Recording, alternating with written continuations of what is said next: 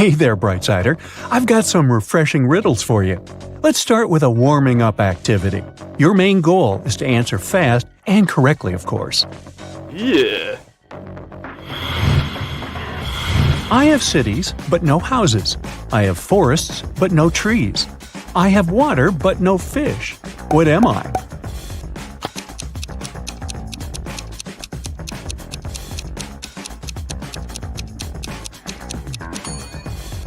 Right.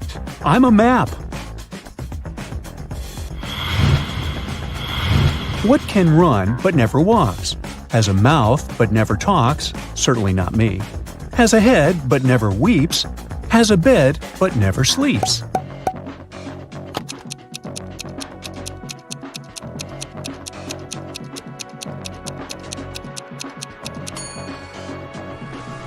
It's a river.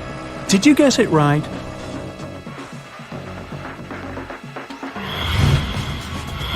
What runs all around your backyard, yet never moves?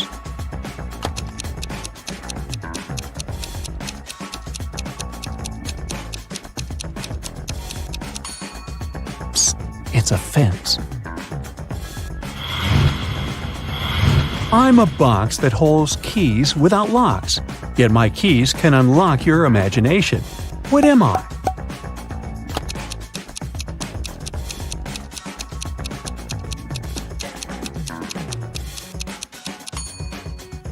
A book.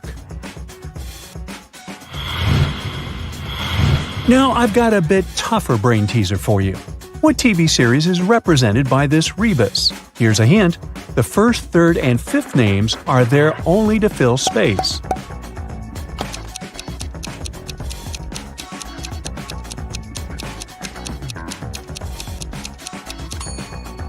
And the answer is Even Stevens.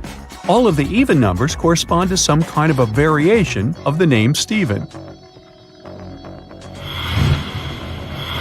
Now, which letter comes next in this sequence? You can pick from the following letters: L, V, Y, T, or D.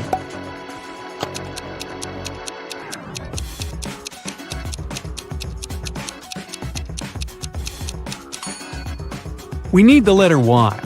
The sequence stands for second, minute, hour, day, week, month, and year.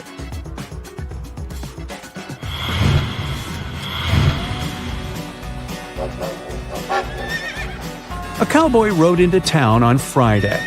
He stayed for 3 nights and rode out on Friday. How is it possible?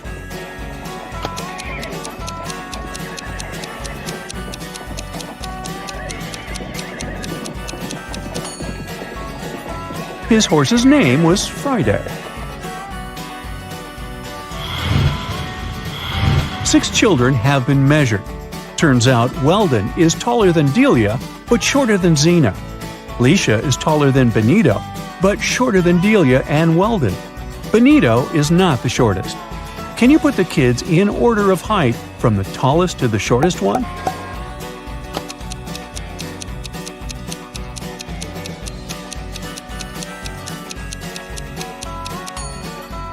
The right order is Zena, Weldon, Delia, Leisha, Benito, and Charlotte.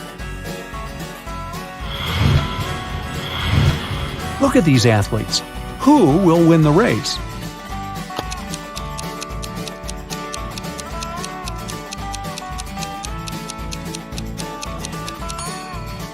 The left shoe of the guy on the right is untied, so he isn't likely to be the first one to get to the finish line. The guy on the left seems to be really exhausted, so he can't be the first one either. Meanwhile, the guy in the middle looks really confident, so he has the highest chance of winning this race.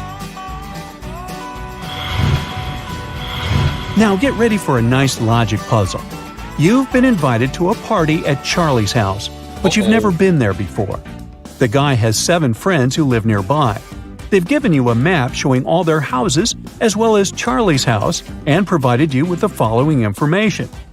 Daniel: I can't see Benita's house because Greta's house is in the way. Adam: I live directly, but not diagonally, across the street from Daniel. Benita: Elena's house is to the west of my house.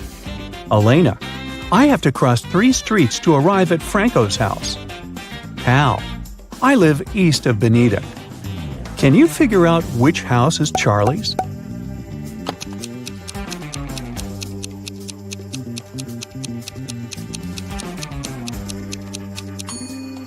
It's House E, and that's where the rest of the friends live.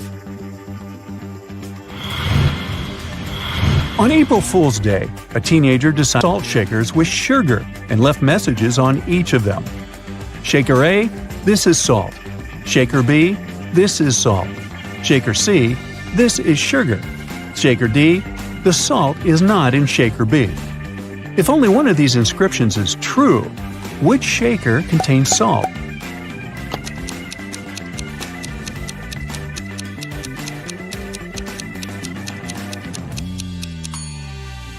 The only truthful statement is statement D. The salt is not in Shaker B. Otherwise, two statements will be true and it's against the rules. And if statement D is true, then the salt is in Shaker C. If Teresa's daughter is my daughter's mother, what am I to Teresa? You can choose from the following options.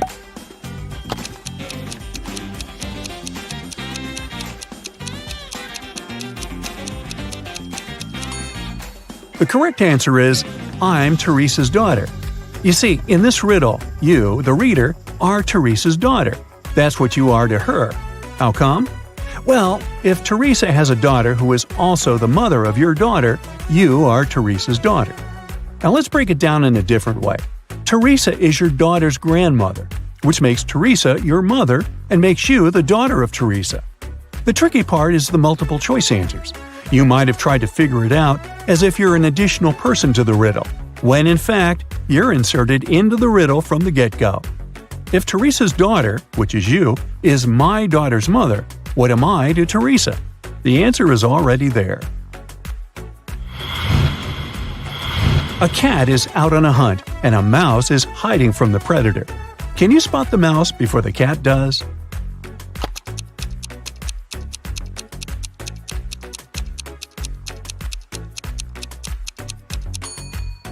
Here it is.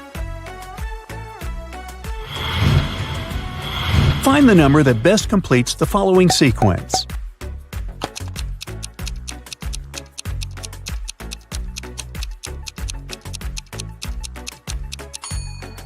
This number is 16 because each next number adds 1, 2, 3, 4, 5, and 6 respectively to the preceding number.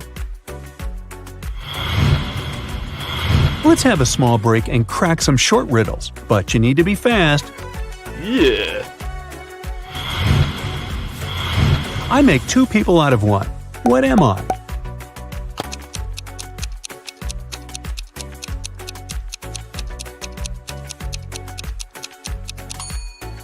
A mirror. What comes once in a minute, twice in a moment, but never in 1,000 years?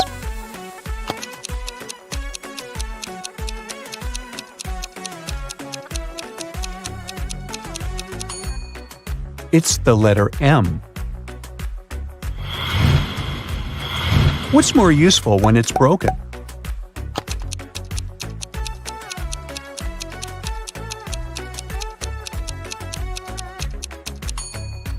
The answer is an egg.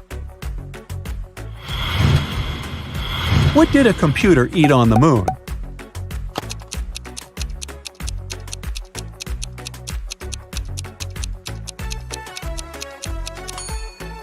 Space bars. Oh.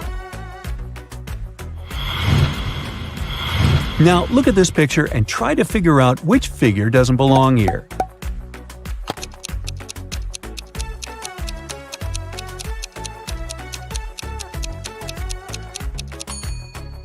It's the triangle. It has only 3 line segments, while the other figures have 4. Another image to examine. Can you deduce which woman is rich?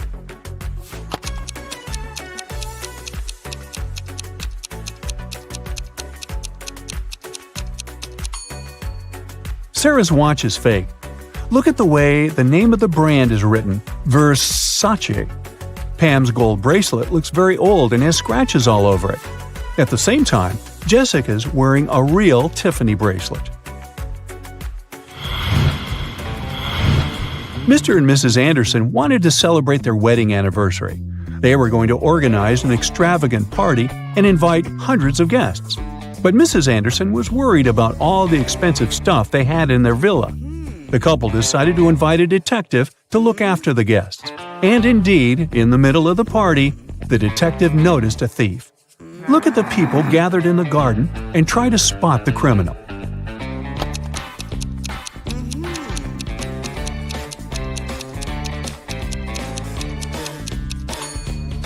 It's the guy on the left. He's trying to steal a woman's bracelet. One morning, Donna came to the office and found a box of chocolates on her desk. There was a strange note. October 7th, May 3rd, August 1st, January 3rd. Can you help Donna understand who presented her the sweets?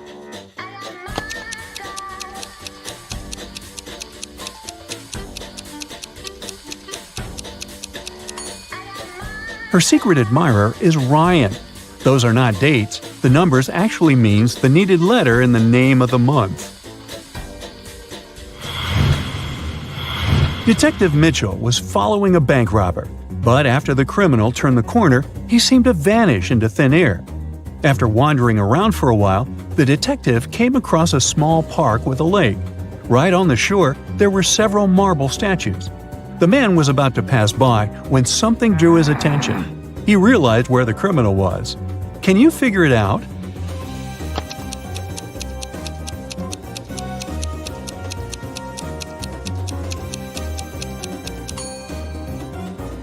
One of the statues is looking at its watch.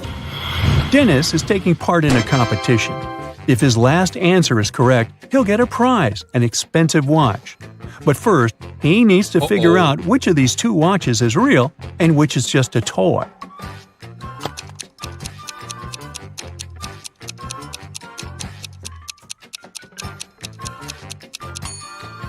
The watch on the left is a toy. Look at its minute hand. It's too long and won't be able to pass all the way around the watch face.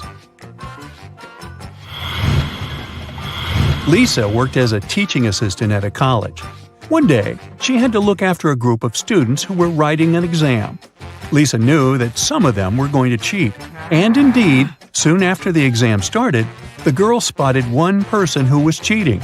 Who was it?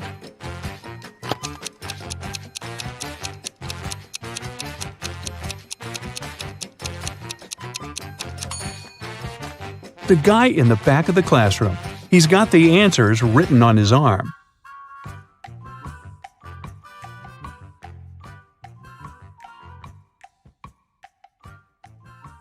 Monica decided to go on a solo vacation to Brazil. She was strolling along a deserted beach when some magical sea creature caught her by surprise. It took her to a cave at the bottom of the ocean, took all her stuff, and left her there. To escape, she had to go through one of 3 tunnels. The first tunnel had sharks swimming all over it. The second tunnel had poisonous underwater snakes. And the third tunnel had a pirate shipwreck. Which tunnel should she choose to go through?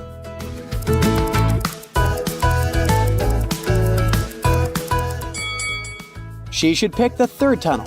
Sure, it's a pirate ship, but it's already sunk and it won't pose any real threats. Anna decided to throw a costume party and invited all her friends. 2 couples decided to dress up as vampires, but one of these couples is made of real vampires. Take a look at the image. Can you tell me which one?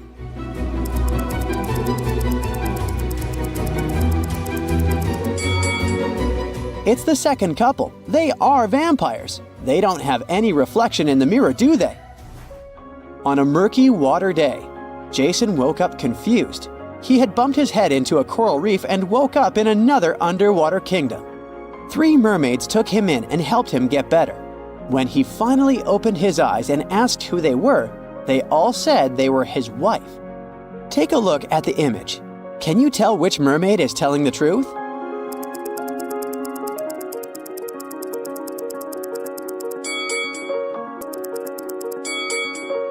If you look closely, the third mermaid to the right is wearing a shellfish ring similar to the one that Jason is wearing. This must mean she's his real wife and the other two mermaids were lying. In the Wizardry School of Ninth, students are getting ready for a philosophy test. They're pretty good at doing magic, but they haven't developed their theoretical skills too much. The teacher, Mrs. Woodland, prepared a relatively easy first question for them. It asked, "What is the phrase that makes you happy when you're sad and sad when you're happy?"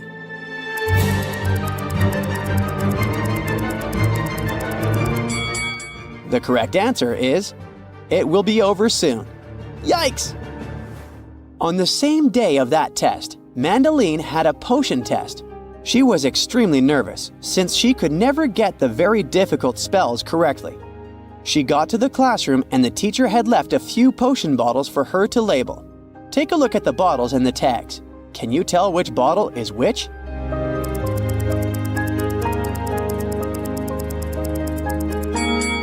Our first clue lies in the bottles themselves. The first bottle is for the freezing potion. It freezes anything it gets into contact with. The second bottle carries a potion for making people stronger. The third bottle makes people feel sick. Ew! The fourth bottle is the one for finding eternal love. And the last bottle with the frog is for turning frogs into princes. I quite like these potions.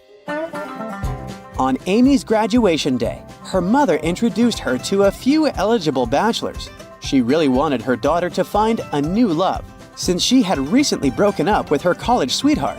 She talked with the guys who all said they were training to be airplane pilots, but she figured out one of them was lying. How could she tell?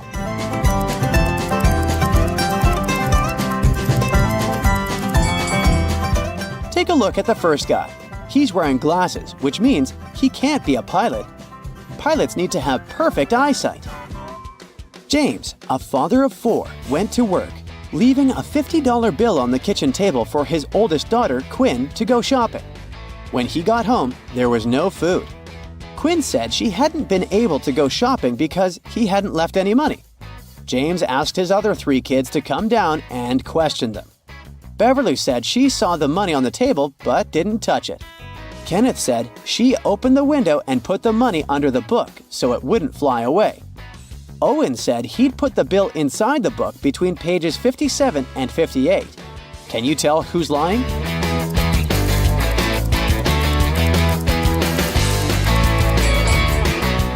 Owen is lying. He couldn't put the money between pages 57 and 58 because they're the 2 sides of the same page. Cindy was playing with her time machine when she opened a portal to another dimension. The portal took her to a sorcerer's house in the middle of nowhere. The sorcerer was so powerful that she closed Cindy's portal and Cindy was stuck there. The sorcerer proposed that they play a game. She said she had 2 cards in her hand, one that said free and another that said stay. Cindy could pick only one card. If she got the one with free written on it, she'd go back home. But if she picked the one with the word stay, she'd stay forever. But the sorcerer was such a trickster that she changed both cards to stay. Even so, Cindy managed to be freed by the sorcerer, beating her at her own game. How did she do it?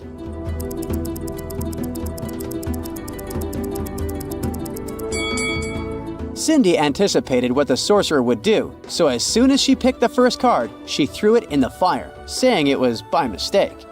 That way, the sorcerer would have to show her the remaining card was stay, which meant that the one she had burnt had to be the card with free written on it. Way to go, Cindy! After Colton was shipwrecked, he found himself on a deserted island. Luckily, he still had his pills with him. There are 2 blue pills and 2 red ones. He needs to take 1 red pill and 1 blue pill, but his eyesight was severely compromised after the wreck, so he can't tell them both apart. There's nobody around to help him. How can he manage it?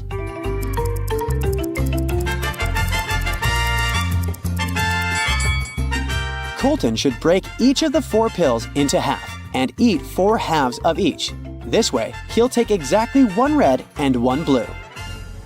Last week, Sophia attended the town's much-anticipated masquerade ball.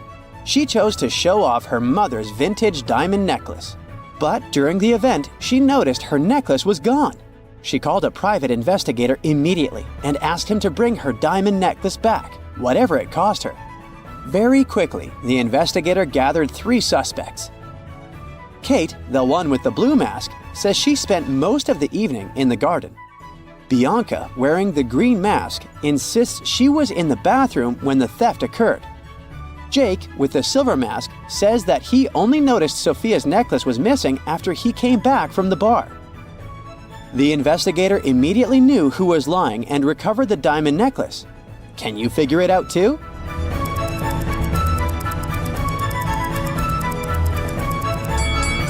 How did Jake know the exact moment the necklace went missing? It must have been him. Plus, take a look at his pocket. It looks like there's some triangular-shaped object in there, doesn't it? Luke was an adventurer, and on his latest trip, he went to Vietnam. There, he came across an ancient treasure map. The map led him to a remote island where a legendary treasure was said to be hidden. But the treasure's location was protected by a series of cryptic symbols. He needed to find it to unlock the treasure. Take a look at the encoded message that appeared and help Luke figure out a pattern that will take him to the treasure.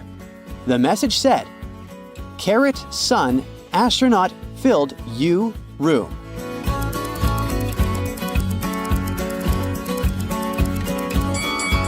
This wasn't so tricky, huh? The key to answering this one is noticing the pattern.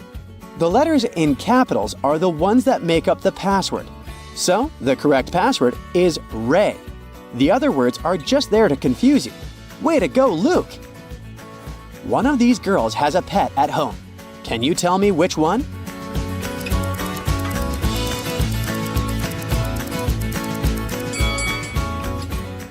It's the one in the middle. She's got scratches all over her arm. Bob went scuba diving for his birthday. He got to see the rich marine life of Florida's ocean, but when he was down there, he hit his head on a coral reef. Now, it turned out that Bob was fine, except for the fact that he had lost a bit of his short-term memory. When he arrived home, there were 3 beautiful women waiting for him. Hey, it was his birthday. They all claimed that they were his wife. Well, take a look at the image. Can you help Bob figure out who is really his wife?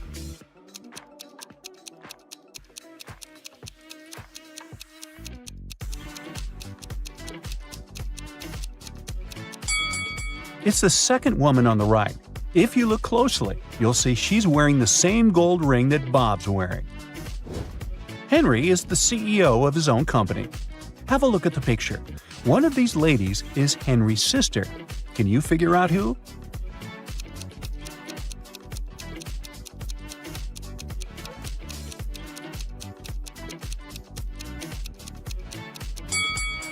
Although he's looking at the woman on the right, his sister is on the left.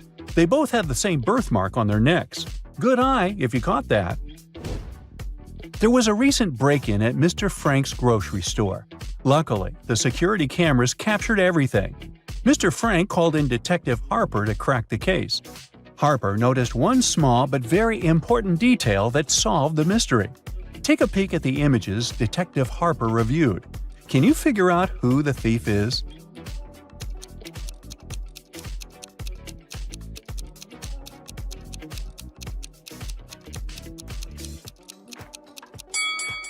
Let's see. That guy is just carrying around a baguette. The one near the fridge has normal groceries in her cart. And the last guy is holding a lettuce in his hands. But hey, take a look at the lettuce. It has such a weird shape. In fact, it has a banana inside of it. That guy was trying to sneak out with a banana and a lettuce. He's the thief, definitely. And a weird one. It's finals week at Crestwood Academy, and the tension is sky high. Check out the classroom and see if you can figure out who is cheating.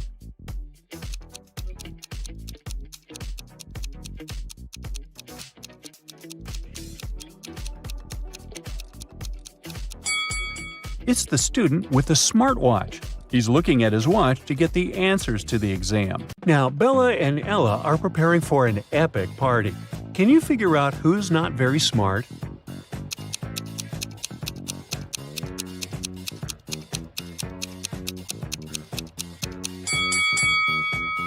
Even though Bella looks as if she's about to touch a hot iron, The device is actually unplugged, so she probably won't burn herself. Meanwhile, Ella is about to touch a heated waffle. Bella and Ella text their friend named Mike, who never answers any questions directly. They invite him to go to a party together. Mike's answer is kinda weird. Sorry, no money, job and job. Now, can you help the ladies crack Mike's message?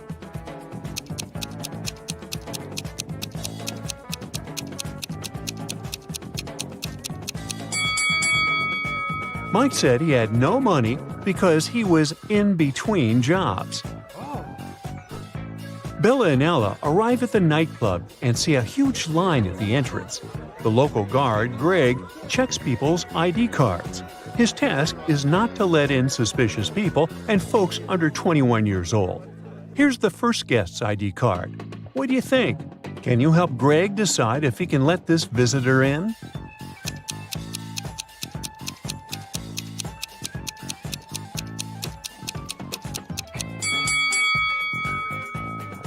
She seems fine. Let her in. Yes! Here's the next guest. What do you say?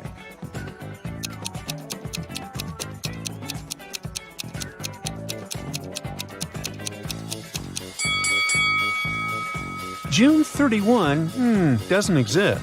There are only 30 days in June, so no entry, buddy. Oh no! Now what about this guy?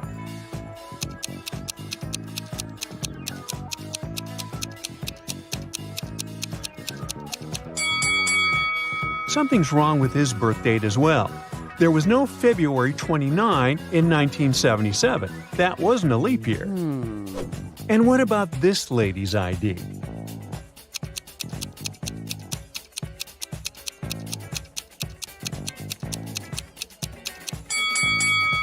Yep, she's good to go. Okay. Here's another candidate. What do you say?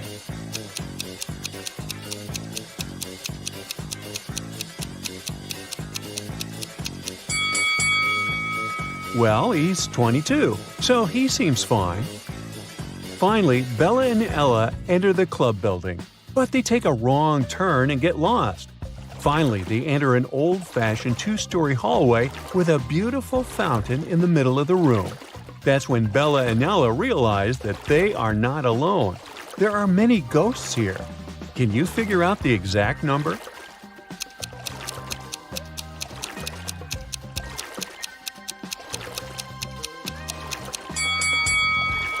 There are 7 ghosts in this space. One of the ghosts is hiding inside the fountain. And the lady over there is not a ghost. She's standing on her feet and she's sweating.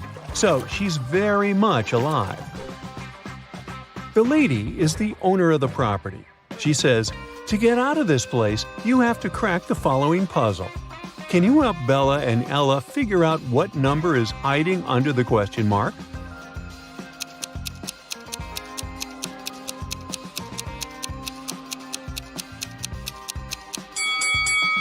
It's 1.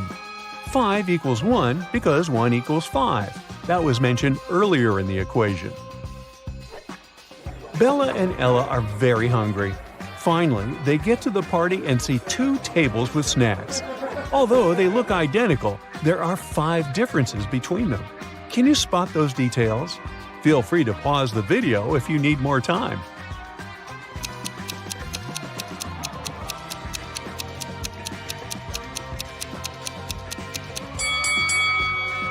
Here they are. Bella and Ella take a couple of selfies at the party. Can you spot 3 differences between these pictures?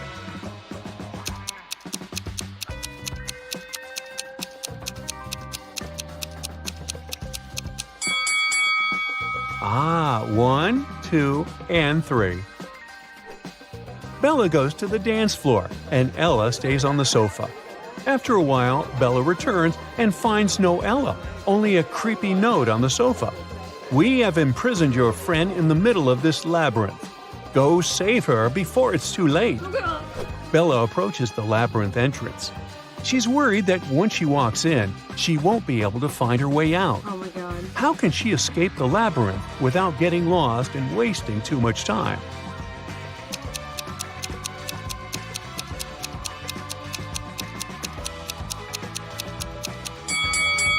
She should put her right hand on the right wall and go forward, touching it at all times.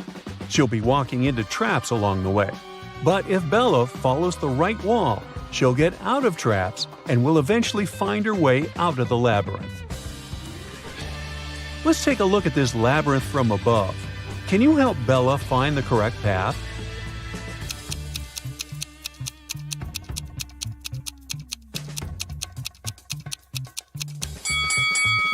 Here's the only route leading to the final destination.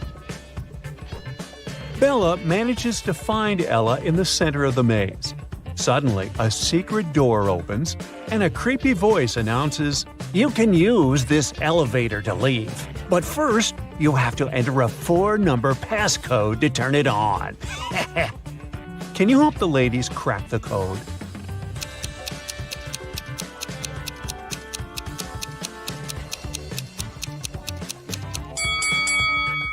Take a look at the 4 symbols on the elevator. It's a hint. Each image implies a number. The word crown consists of 5 words, so it implies 5. Necklace implies 8, ring 4, and diamond 7. And the code is 5847. Oh. Bella and Ella want to return to the party, but they face a guard who says, "You'll have to crack my riddle if you want to come in." What is that thing that you have to break before you can use it? The ladies crack this mystery right away. What about you?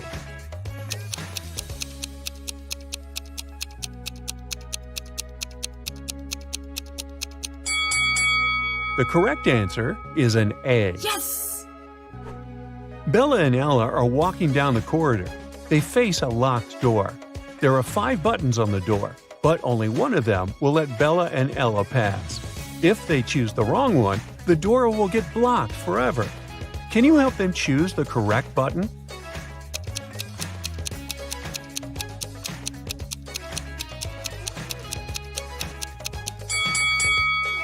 There's something special about almost all these buttons. The first one is unlike the others because it doesn't have an outline. The second one has a different shape. The third one has a different color. And the last one is smaller than all the others. The fourth button doesn't have any distinctions. That's what makes it so special. So Bella and Ella should press this one. Yay! The party goes on. 3 guys approach Ella and invite her to the dance floor. But only one of them is safe to dance with. Can you decide who?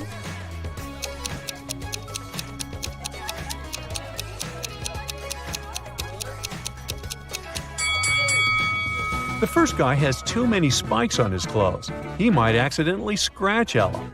And the second guy is a sorcerer. He has a love potion in his pocket, so he can't be trusted either. Therefore, Ella should pick the third guy. Bella takes a picture of Ella on the dance floor. She freaks out right away. Oh my god. Why?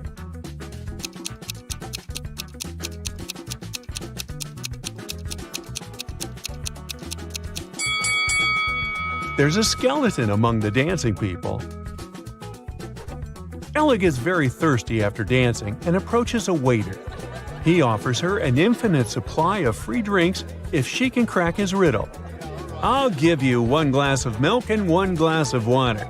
You'll need to pour the 2 liquids into a bowl, but you should be able to separate the milk from the water later. You can't use any kind of dividers." It took Ella a while, but she cracked this riddle. What did she do?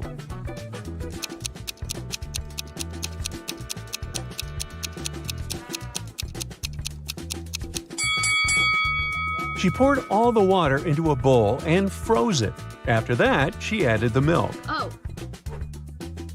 Finally, Bella and Ella leave the party and enter a supermarket to grab some snacks. They see 2 ladies. One of them is married to their friend Mike. Can you guess who?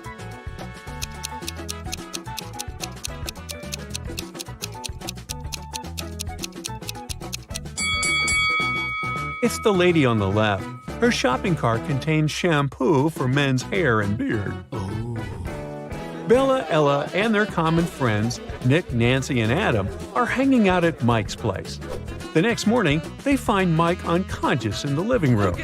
None of the 5 friends know what happened to him. The police show up and they find a note next to Mike's calendar. It reads 4, 12, 8, and 3. The detective already knows who attacked Mike. What about you?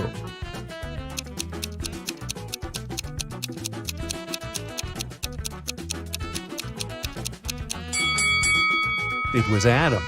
The note was next to a calendar. 4 implies April, 12 implies December, 8 August, and 3 March. Take the first 3 letters of each month, and you get the name Adam. The next day, Bella and Ella go skydiving. Oh no, Bella's parachute hasn't opened, and she's now plunging toward the ground. There are 2 places where she can land. Bella can either fall into the lake or into this large haystack. Can you help her choose the best option?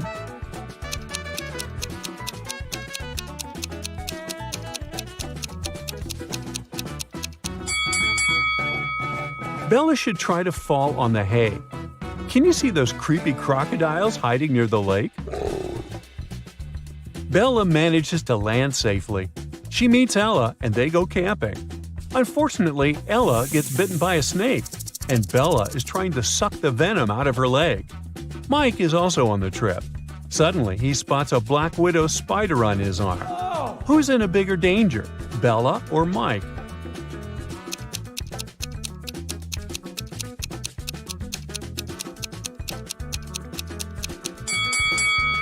Bella. If she has any scratches in her mouth, the venom will get inside her bloodstream.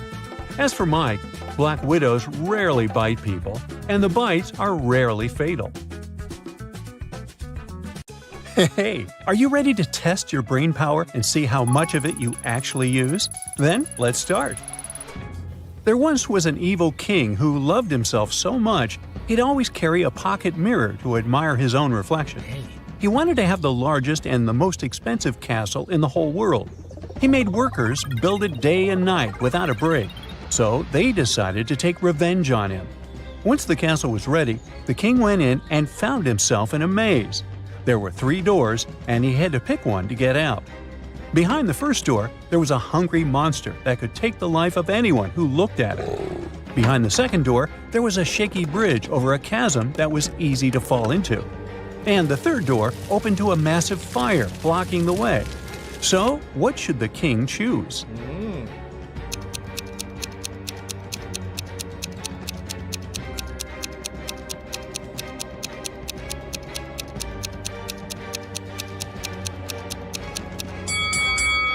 The king should choose the first door.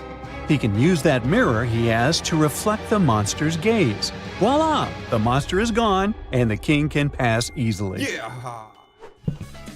Sandra has just moved into a new apartment, but she's in trouble already.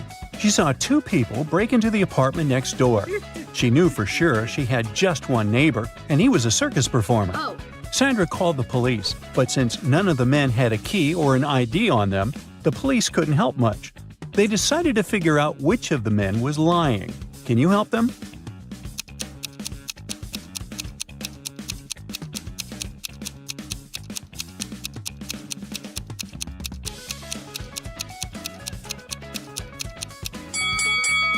Although there's plenty of sports gear in the room, the real clue is the flower on the clown's hat. The exact same flowers are growing in the apartment, so he's the real owner. The police found a secret lab with a mad scientist living in it. He was working on a superpower potion that would help him take over the city.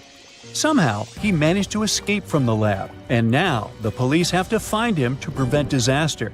Do you have any ideas on how to do it?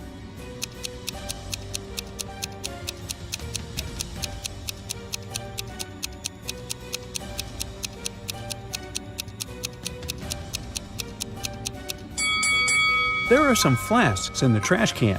They must be the clue. And he must have left this weird gadget behind. Let's keep on searching. Here are some suspicious footprints. The mad scientist must have left them behind. Do you see him? There he is, hiding behind the car.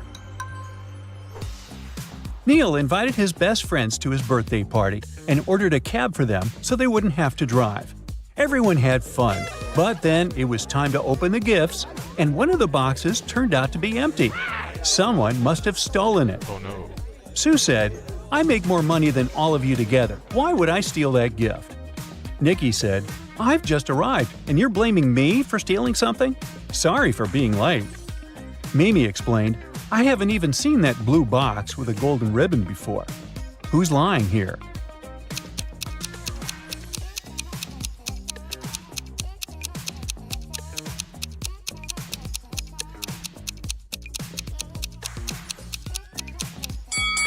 Nikki.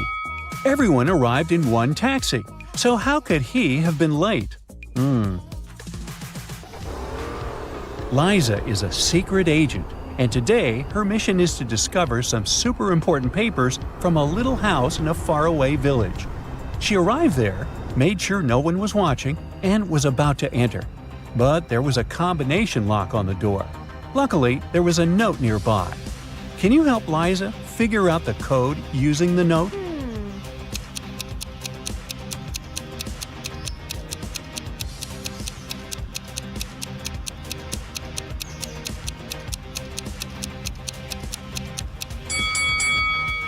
You have to count how many logs there are in each section of the house. The note has the order in which the numbers must be placed. So the code is 7834. Nick has just arrived home after a weekend at the polo club with his friends. Yikes! He just saw a burglar running out of his house.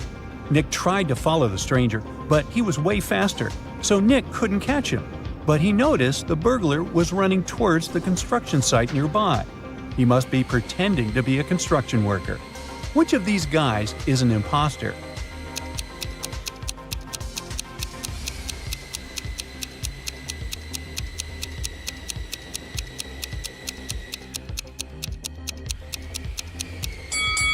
Look, this guy is trying to saw through a beam.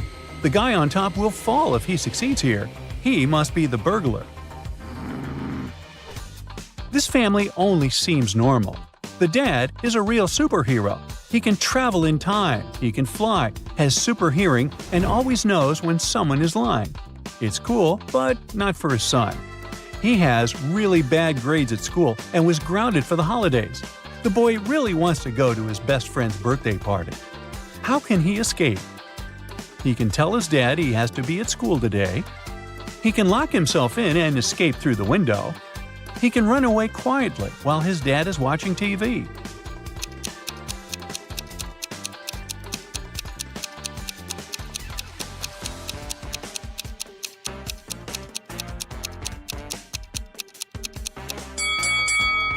His dad will know when the boy is lying, and his super hearing will help him notice if his son is trying to run away. So, the only way out is through the window. Someone stole a famous masterpiece from an art gallery. 3 people were inside at the time of the crime: the head of the gallery, a maintenance person, and a visitor. The head of the gallery told the police, "I was in my office signing papers." The maintenance person said, "I was cleaning on the second floor and haven't noticed anything suspicious." The visitor said, "I was in the modern art hall and was looking at exhibits." The police immediately guessed who was lying. Can you do the same?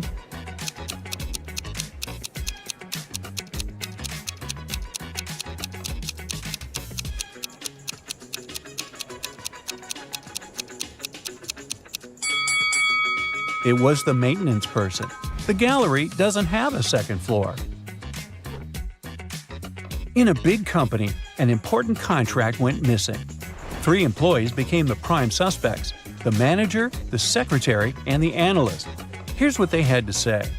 The manager said, "I was busy at meetings with clients all day." The secretary insisted, "I was filing mail in the archive." The analyst claimed, "I was analyzing reports from the last quarter." The police quickly figured out who was lying. So, who stole the document and how did they know?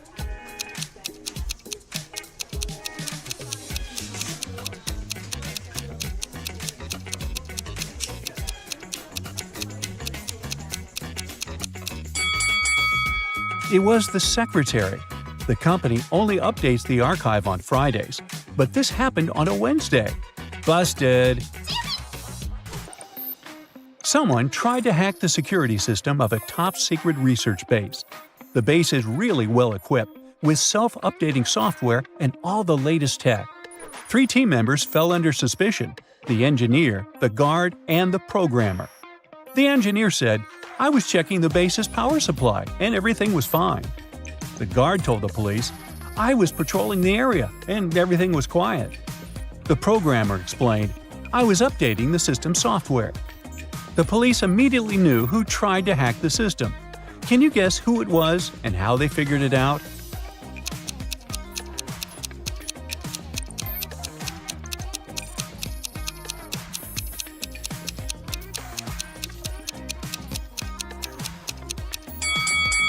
It was the programmer. The system updates automatically and doesn't need any help with it. An experimental chemistry kit went missing at school, and there were 3 main suspects: the chemistry teacher, a student, and the school principal. Here's what they said.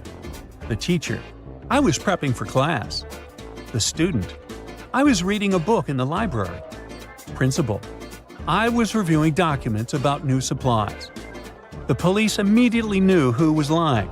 So, who swiped the kit, and how did they figure it out?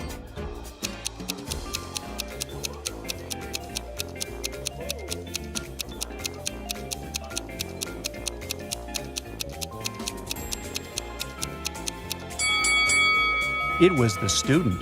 The library was closed for inventory on the day of the incident, so there's no way they could have been there. You've got 3 boxes, 1 with just apples, 1 with just oranges, and 1 with a mix of both. The problem is that all the labels are wrong. How can you fix the labels by pulling out just one fruit? Think it over.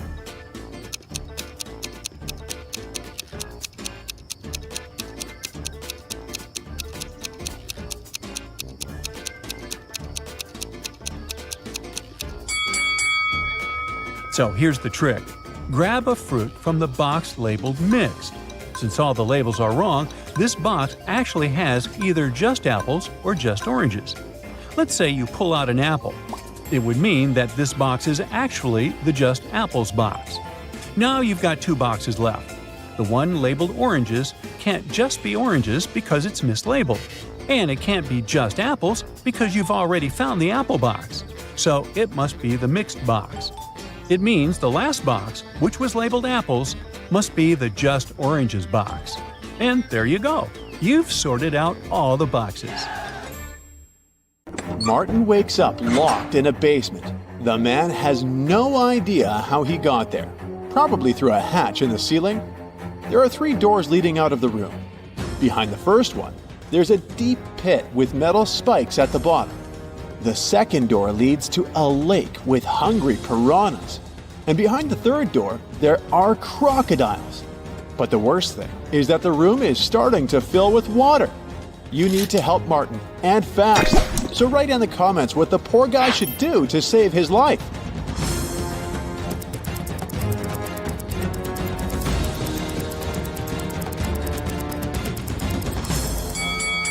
Martin should open the first door. The pit will begin to fill up with water, and eventually the guy will be able to swim over the spikes.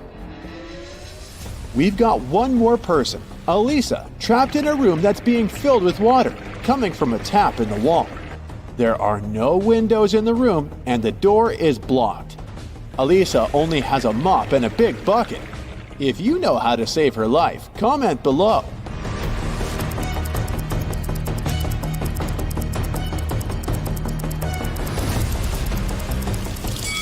It's actually not so dangerous.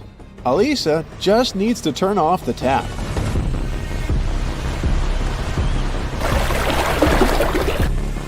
Nick was sailing around the world on his yacht when he got caught in a terrible storm.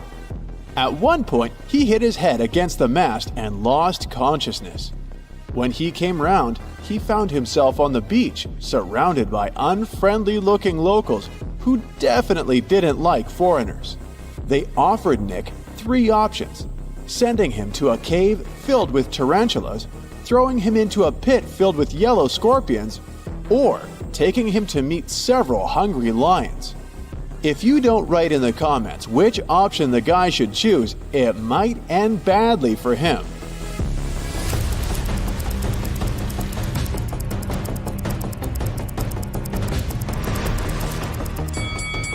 Nick should opt for the tarantulas, since they're mostly harmless to people. Look at this volcano. It's about to erupt. Unfortunately, Lauren has just one seat in her sports car, but there are 3 people who want to get as far away from the volcano as possible. Who should the girl save? A young, handsome guy? A rich woman? Or a granny?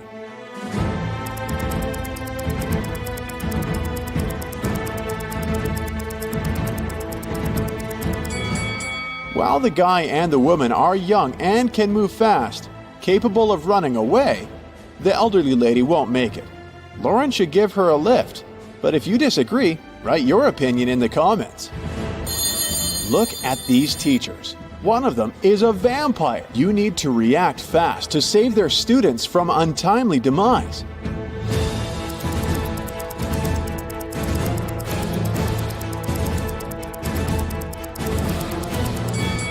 The teacher on the left has some tan lines, but vampires are afraid of sunlight. The one on the right has a cast on her leg. He's unlikely to be a vampire. But the one in the middle has all her body covered. She's even wearing gloves. She must be the vampire we're looking for since she's afraid of sun rays touching her skin. Melanie invited her colleague Maria for dinner. Maria was surprised since she thought Melanie didn't like her. But Melanie prepared a very nice meal. She cut the fish in half, and each of the women ate their portions. Sometime later, Maria paled and lost consciousness. She was taken to a hospital.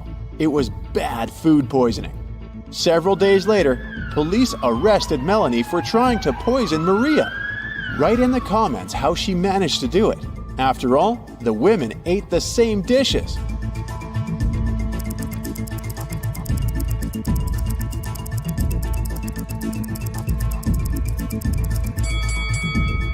The poison was on one side of the knife Melanie used to cut the fish. This way, only the piece of tuna she gave Maria was poisoned. Look at this picture very attentively. One of these people has just stolen a penguin. If you can figure out who the thief is, write "got it" in the comments.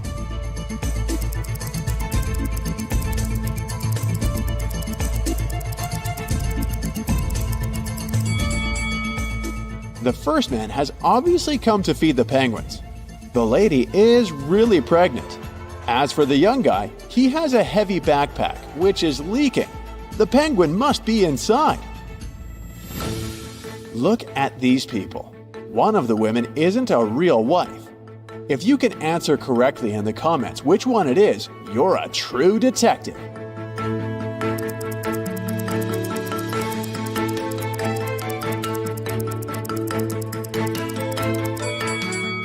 Both of these women have rings, but the blonde lady knows the exact size of her husband's briefcase, so the lunch she's prepared will definitely fit in.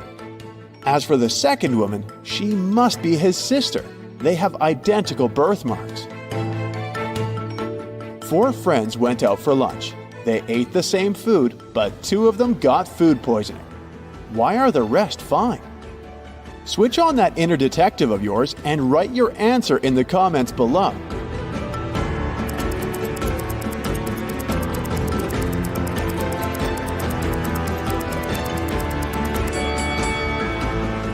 Those 2 who were fine after the meal didn't drink coffee.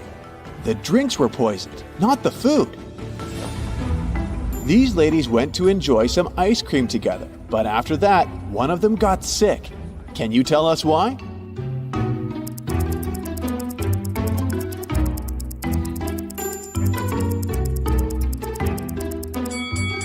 The woman who later got sick had berries on top of her ice cream.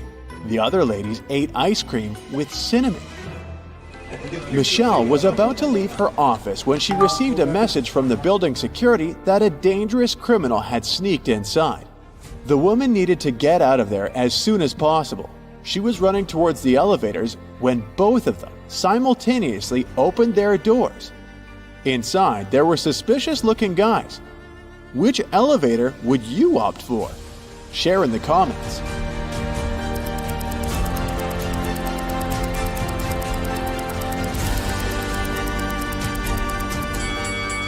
Michelle decided to run to the second elevator. The criminal had just entered the building, so he wouldn't be coming from upstairs. Criminals kidnapped 3 bank workers to get secret financial information from them. The bankers were locked in a basement with only one window high above the floor. The men decided that at least one of them had to escape and warn the police. The men stood on each other's shoulders, but the one on top still couldn't reach the window. Do you have a solution to this problem you could share with us?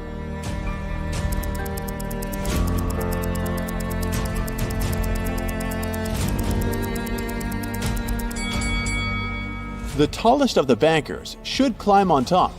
This man most likely has the longest arms, so he will be able to manage to reach the window. Luke took part in a scientific experiment, but something went wrong, and he ended up in a place where there was nothing but 3 portals.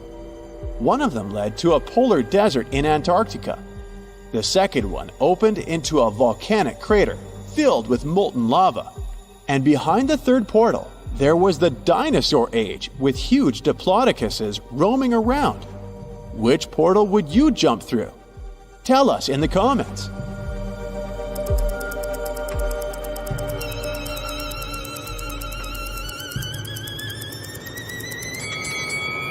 Luke would instantly freeze in a polar desert.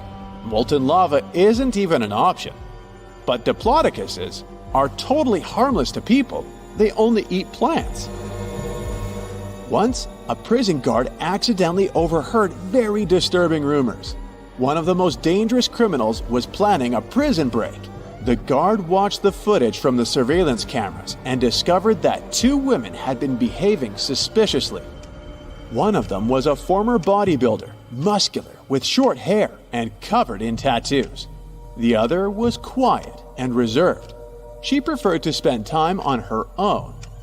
After watching the video several times, the guard managed to figure out which woman was planning to escape. Are you as attentive as the guard? Prove it by writing your version in the comments.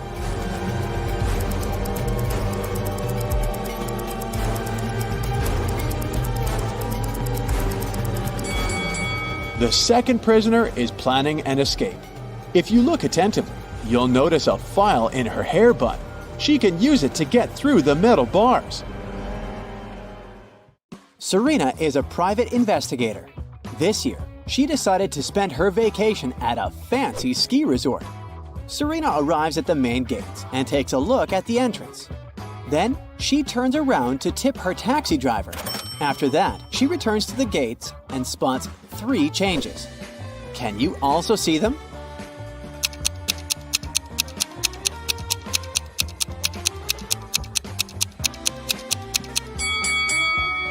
Here they are. Serena enters the hotel.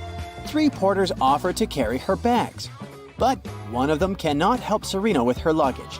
Can you guess who and why?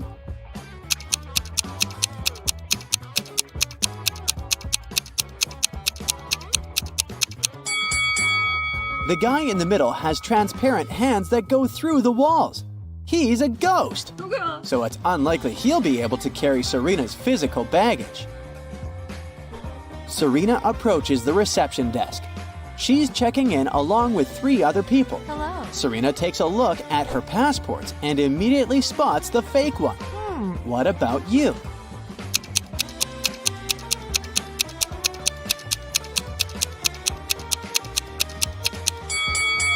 The second guy's picture is black and white, but it's not a crime.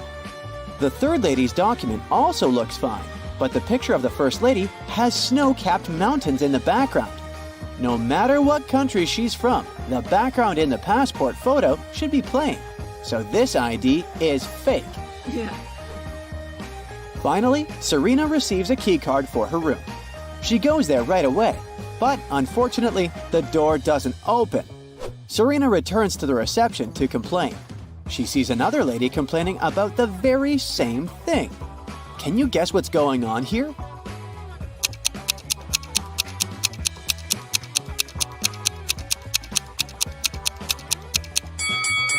Remember the room number on Serena's key? It's 981. If we turn this number upside down, we'll get 186. The manager confused these two keys. The ladies should simply exchange the keys, and the incident will be over. Okay. Finally, Serena enters her fancy suite. She takes a couple of pictures to send them to her friend. Can you find 10 differences between them? Feel free to stop the video if you need more time.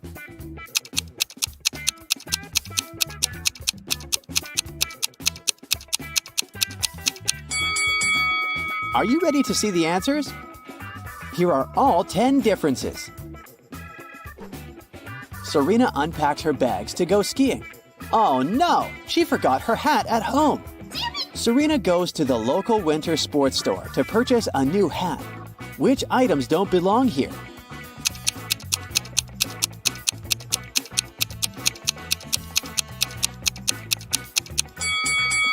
This toy robot, high heel sandals, and a plastic pyramid shouldn't be here. After shopping, Serena decides to visit the local bakery. Can you spot any extra items here?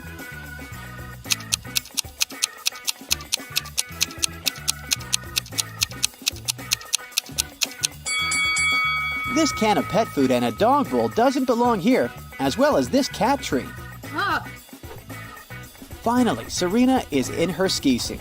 She's riding in a cable car to the top of the mountain with other resort guests. Can you spot the one who hasn't paid for the lift?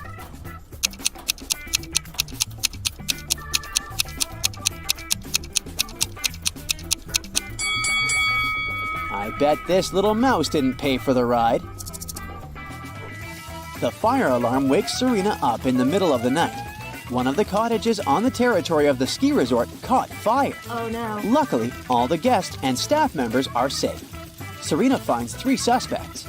One of these people started the fire for sure. Can you guess who?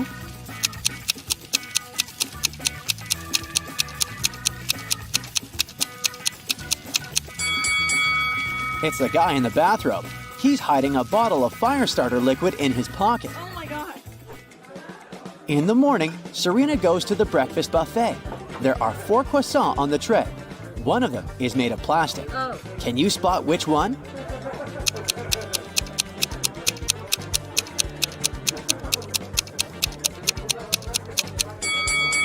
Someone has bitten off the first croissant, so it's probably real. The third croissant was a little burnt, so it's real dough. Take a closer look at the 4th croissant. Some chocolate leaked out of it onto the plate, so it must be real too. Therefore, only the 2nd croissant can be plastic. Oh. Serena starts her breakfast. A young lady named Maya is eating with her husband, not far from Serena's table. Suddenly, Maya gets sick and faints. Her husband calls doctors and they arrive immediately. They conclude that Maya has eaten something poisonous. The husband says, "It's impossible. My wife didn't eat or drink anything today except for the breakfast on this table. I ate it too, and I feel fine." The doctors test the food, and surprisingly, it's perfectly fine. Oh. Serena has already cracked this mystery. What about you?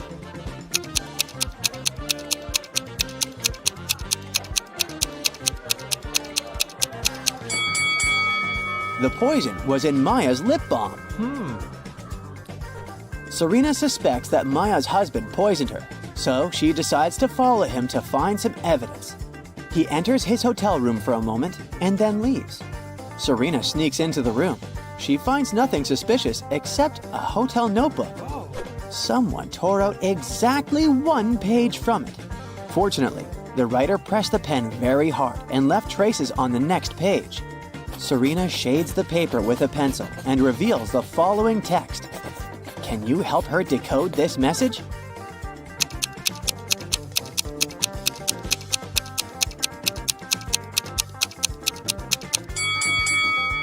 If we read this text backwards, we'll get Maya is in the hospital. Finish the job. Oh my god. Serena rushes to the hospital to get ahead of the criminal. She enters Maya's room and faces 4 clowns. One of them is the criminal, and the rest are just actors who perform all over the hospital to uplift the patients. Can you spot the imposter?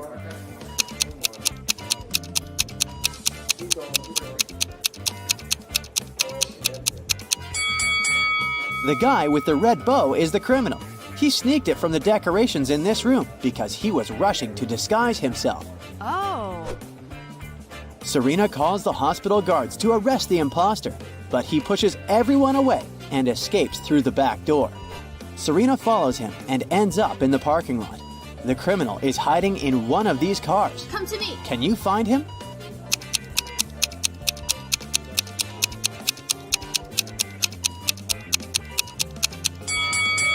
These 3 single cars seem empty and they don't have any signs of break-in. Meanwhile, someone is moving in the back of this pickup truck. Busted! The police arrest the criminal and Maya's husband. Meanwhile, Serena returns to the hotel late at night to get some rest. Oh no! Her room is a mess! Someone clearly rummaged through her things. What's this? In the morning, Serena questions 3 suspects. The cleaning lady says, "Yesterday afternoon, I changed your bed sheets, washed coffee stains off the carpet, and left." The manager says, "I sent a repairman to fix the sink in your bathroom, but I myself didn't enter." The repairman says, "Last night I visited your room to fix the sink. Your stuff was all over the place, but I just thought you were a messy person." Who's lying?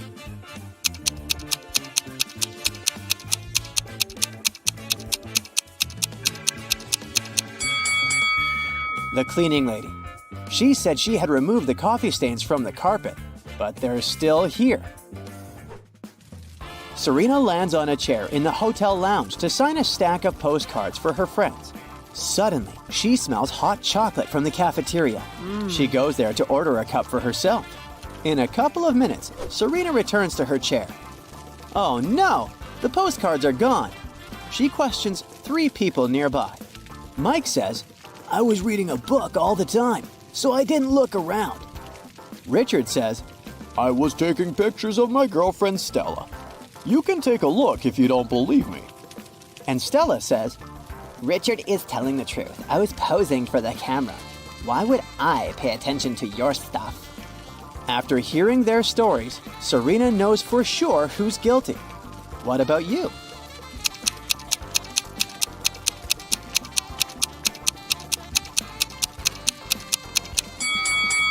Take a closer look at Richard's pictures. Stella is in front of a fireplace. If we zoom in, we'll see the postcards in the fire. These liars use them to make the flame burn brighter and look better in the pictures. What? Richard apologizes and buys a new stack of postcards for Serena. She grabs one of them and writes the following rebus on it. Can you crack the meaning of this message?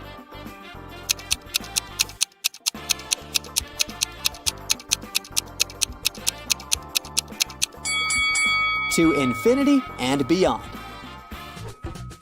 Serena is having small talk with Mike. She asks about his hobbies. Instead of answering, Mike draws the following rebus. Can you crack it?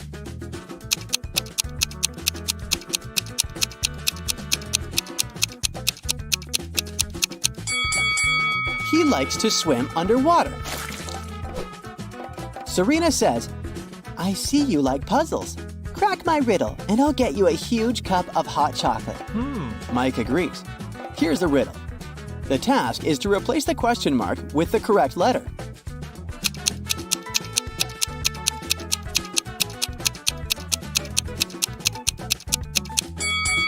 The letters imply the last letter of the sum of these numbers. 3 times 6 is 18, so the answer is N. 3 times 7 is 21, so the answer is E. And so on. 3 times 0 is 0. That's why we should replace the question mark with 0.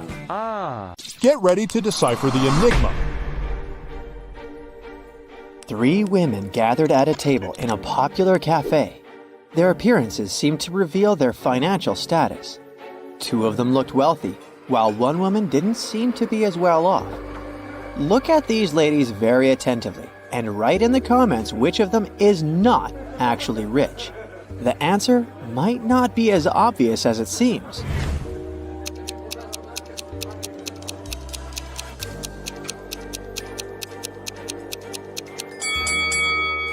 The woman wearing pearls is not trying to show off her wealth. She's content with her simple, sustainable life. This suggests that she's truly rich. The second woman has extremely expensive accessories. She doesn't need a car, since she will be picked up by her driver and notified of their arrival through her Apple Watch. But the third woman is not actually rich. She doesn't have any valuable possessions, and that money falling out of her bag is actually fake. Look at these two couples lounging on the beach. There are designer bags by their side, and they're dressed in fancy swimsuits. At first glance, both couples appear to be well off, but only one of them possesses true richness. If you have already figured out which couple it is, share your ideas in the comments.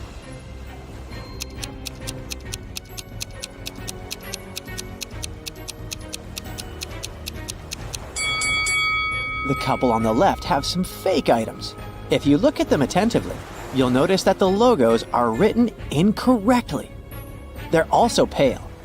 Can it be because they have to work all the time and go on vacation just once a year? As for the couple on the right, their seemingly simpler yet well-maintained belongings suggest that they value quality over extravagance. And their worn luggage speaks of their many trips. Plus, they have tanned skin, which means that they can vacation much more often. A suspected criminal, Doug the Evil Man, had been bouncing around various places in the world. Interpol had been trailing him, expecting to catch him with large amounts of unaccountable cash. When they finally got their hands on the criminal, they only found sunglasses, a wallet containing about $50 American, credit cards, and some foreign loose change. They had nothing to do but let the guy go. In reality, though, Man managed to sneak a fortune right before the authorities' eyes. If you have any ideas about how he did it, share them in the comments.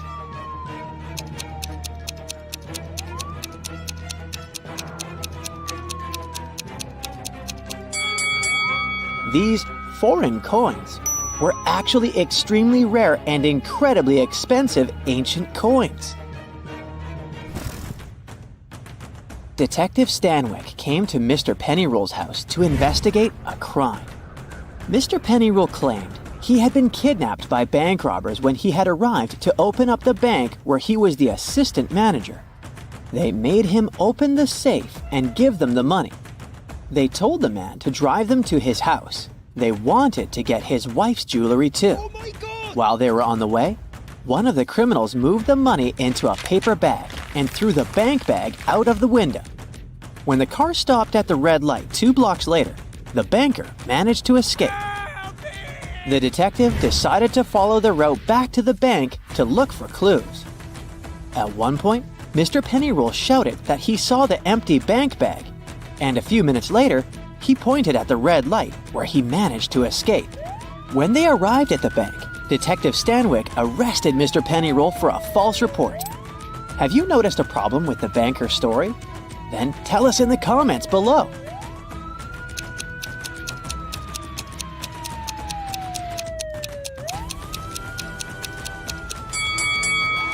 While heading back to the bank,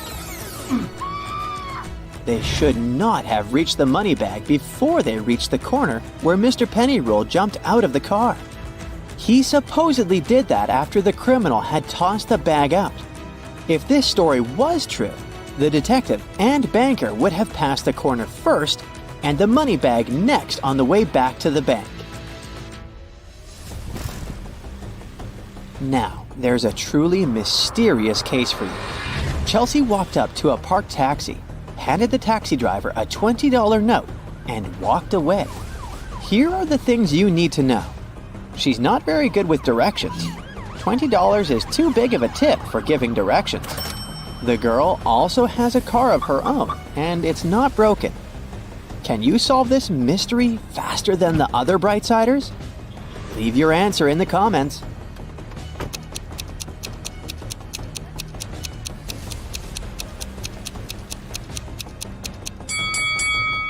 Chelsea was lost and paid the taxi driver to take her to her destination. She followed him in her own car. Look at this picture very attentively. Can you spot a thief and explain your choice in the comments below the video?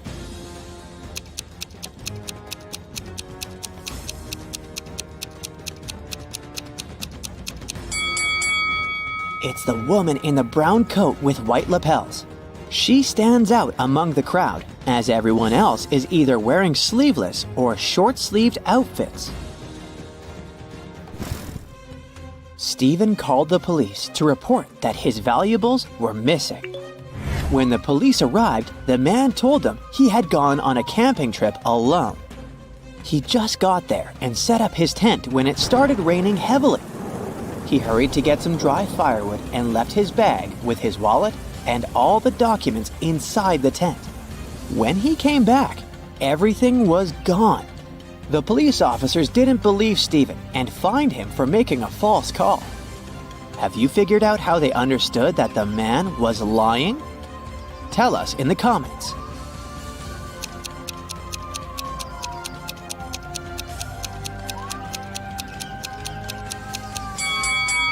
Stephen said he had set up the tent before it started to rain. But then, why is there a big puddle inside? Tom vanished at around 10 p.m. on Friday in the fall.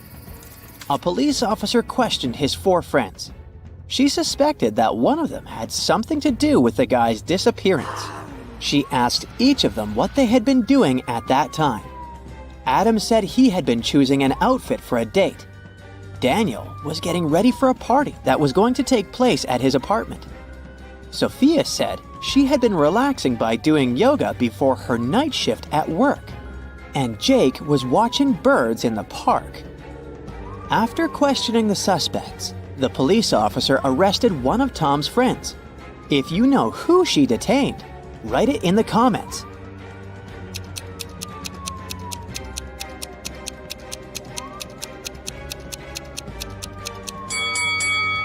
It was Jake. At 10 p.m. in the fall, it's too dark to see birds outside. Police officer James was called into a small hotel to investigate a mysterious jewelry disappearance.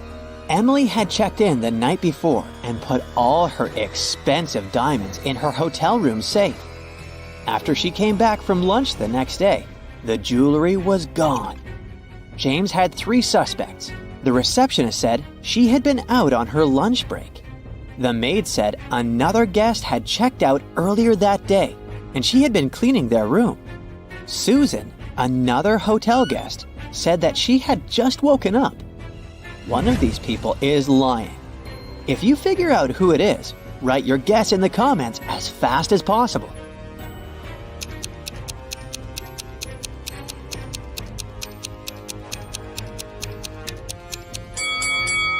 It's Susan. She said she had just woken up, but look at her bed. The maid had already made it. Joan came home one evening and discovered that someone had robbed her house. When the police arrived, they went to question the neighbors. Victoria said that she had been visiting her friend who lived 2 blocks away. She came home a couple of minutes ago. Peter said that he had been ill. He only made a short trip to the pharmacy and stayed in bed after that. Nathan said that he and his wife had been preparing for a barbecue party with their friends. But it started raining heavily, and they had to cancel their plans. Help the police and write the name of the thief in the comments below.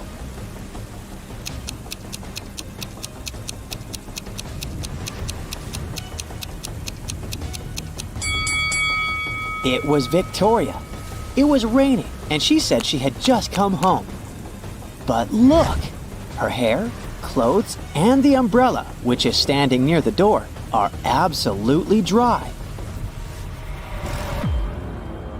Tyler was going to his friend's place in the evening when a stranger in a black mask captured him. The next thing the guy knew, he was in a large room, locked in a cage. There were 3 levers in the wall next to the cage.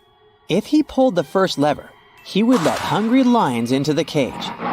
The second lever would flood the cage with water. And the third lever would activate a special mechanism that would make the top of the cage move down towards the bottom, crushing everyone and everything inside. Which lever should Tyler pull to survive?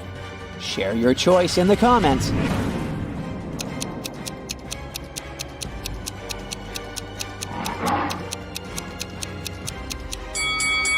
His only choice is the second lever. All the water will flow out through the bars of the cage. Noah wants to become a professional dancer, but the dance school only accepts applicants of over 17. He has 2 sisters. Noah's sister Jenny is twice as old as Noah. Noah's sister Nina is twice as young as Jenny. She turned 17 this year. Can Noah apply for his dream school this year?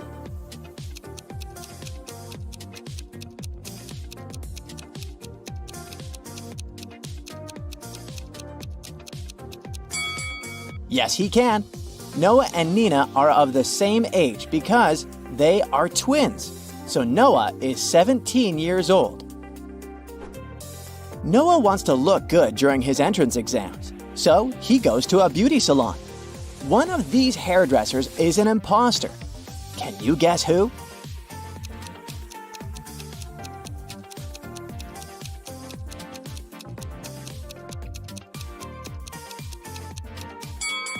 Look at the first guy. He doesn't have any scissors. Instead, he only has some spoons. So, he's the imposter. Noah's haircut is ready, and now it's time for rehearsal. Noah arrives at his dance studio. But unfortunately, he can't open the door.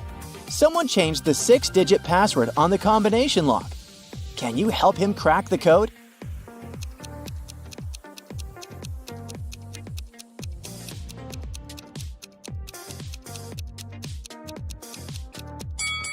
Take a look at the graffiti on the door. These letters are hints. If we replace each letter with its number in the alphabet, we'll get the code 231911. Problem solved! Noah enters the studio and faces 4 people in creepy costumes. One of them isn't human. Can you figure out who?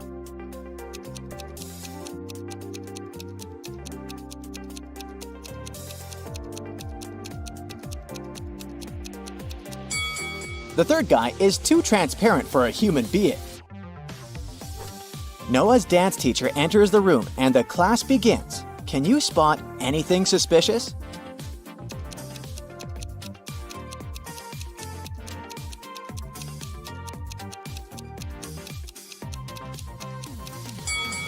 The teacher is not reflected in the mirror.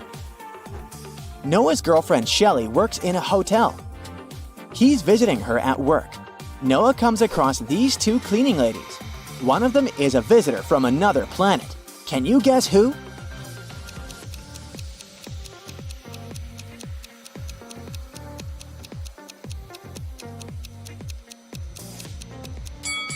Take a look at the lady in green.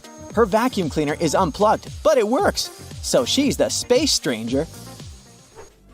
Noah returns home and says hi to his siblings. One of them is in danger. Can you guess who?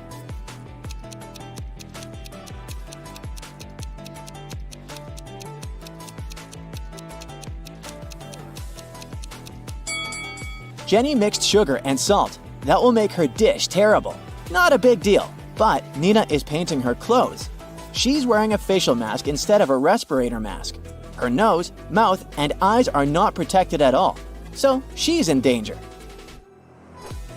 Noah goes to the shopping mall. He comes across 2 couples. Both look happy together, but one of these couples has a huge conflict. Can you guess which couple?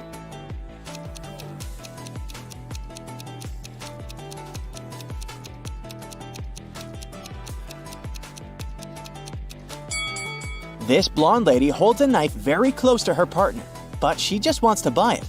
The other lady looks charmed, but her partner hides poison behind her back, so they are the unhappy couple. The next morning, Noah arrives at the dance school to pass the entrance exams. He faces 5 judges. Can you spot anything weird here?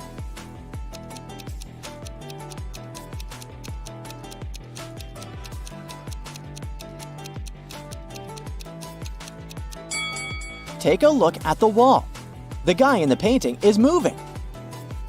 Noah begins to dance. Suddenly, he slips and falls. Someone spilled oil on the floor. The judge takes a break and tells Noah that he can try again after lunch. Noah wants to know who sabotaged him. He finds 3 suspects and questions them. Shelley says that she live-streamed on social media during Noah's performance. Bobby says that he was in the toilet because of anxiety. And Susie says that she was applying makeup in the dressing room. Who spilled the oil?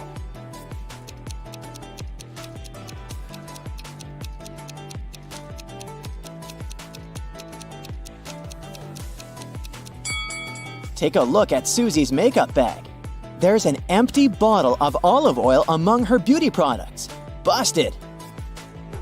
Noah performs brilliantly in front of the judges and gets accepted into the school. He goes to a restaurant to celebrate. The waiter brings him something special. Can you guess what just by looking at this rebus?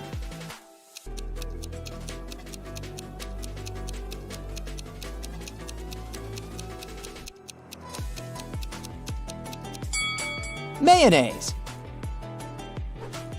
In the evening, Noah goes to a concert of his friend Donna. She's a famous singer.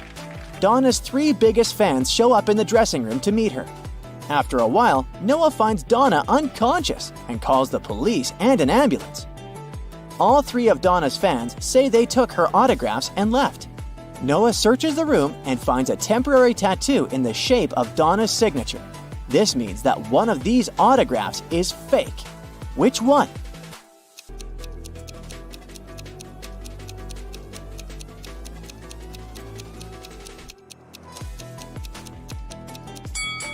The autograph on the First Lady's t-shirt is mirrored. It's unlikely that Donna managed to sign it this way. The next day, Noah goes to the safari park. He sees a tiger approaching these 2 guys. Only one of them is in danger. Can you guess who?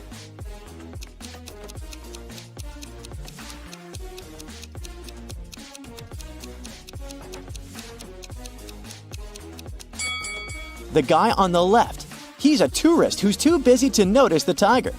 Meanwhile, the right one works here. He has a badge, a protective hat, and a lasso, so he should know how to deal with tigers. It's Noah's first day at dance school. He enters the building and faces this scene. This guy loves her so much. Why did he push her?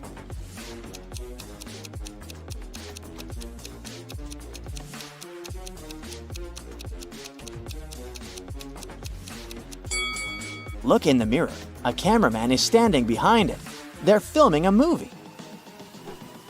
In the toilet, Noah realizes that he doesn't have any toilet paper. Thankfully, a guy in a stall nearby is willing to share his toilet paper. But only if Noah cracks his riddle. Nice guy. What can pass through water without getting wet? Can you help Noah out?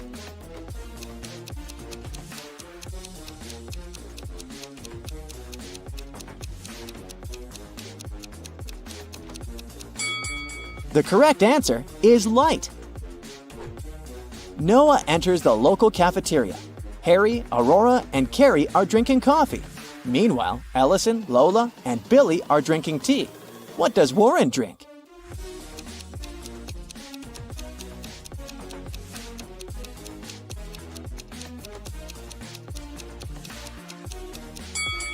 There's a pattern here. The person with 2 R letters in their names drink coffee. And the people with 2 L's drink tea. Warren has 2 R's, so he must be drinking coffee. After classes, Noah takes a walk in the park. One of these people is a cop working undercover. Can you guess who?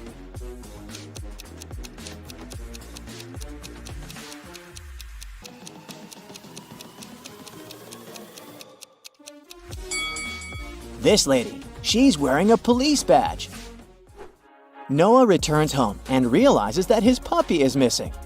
The policeman arrives quickly. He searches the area and questions 2 neighbors. Ryan says he has his own big dog who's about to have puppies, so there's no reason for him to steal Noah's puppy. Mike says that he's never had pets and he doesn't plan to have them because of his allergy.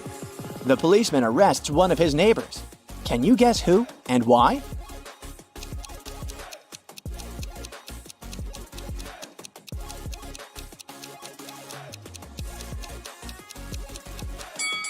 Mike stole the puppy. He has shopping bags from a pet shop in his house. Therefore, his story is fake. The next morning, Noah returns to the dance school. Oh no! Someone broke into his locker and stole his dancing shoes. Noah calls the security guard and they question 4 suspects. When Billy entered the dressing room, Noah's locker was already open. The cleaning lady says that she only entered this room once to wash the floors early in the morning. She didn't open any lockers. Mike says there's no point in stealing Noah's shoes because his feet are much bigger. And Warren says his parents can afford to buy the whole city, so why steal someone's cheap shoes? Who's lying?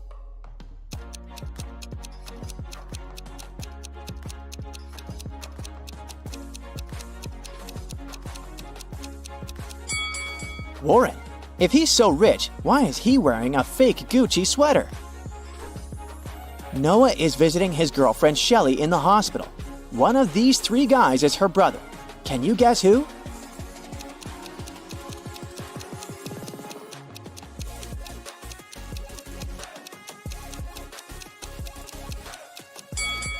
The 3rd guy is her brother. They're twins, but with different hairstyles. Noah goes to buy some snacks for Shelly and gets lost in the hospital. He wanders around and finds another door with a combination lock, but he has to figure out the correct 4-digit code to open it. Can you help him?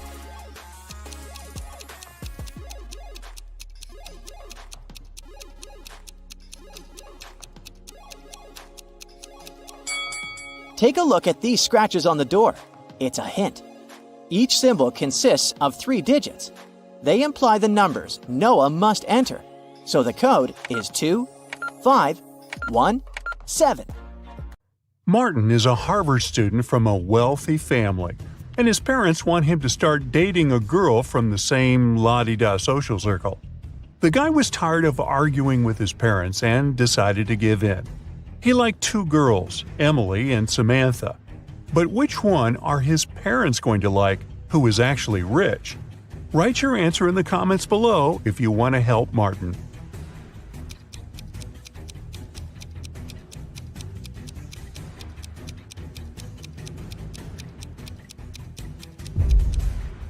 At first sight, the girl on the left, Emily, seems to have more money, but the jacket she is buying at a boutique is fake because the name of the brand is written incorrectly. As for the girl on the right, Samantha, she's wearing real designer clothes, even though she's just doing homework.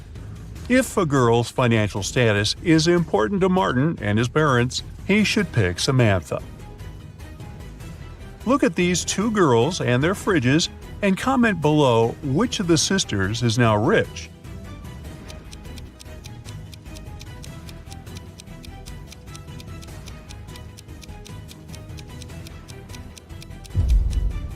It's the girl on the left. High heels, a flashy dress, and a fridge filled to the brim.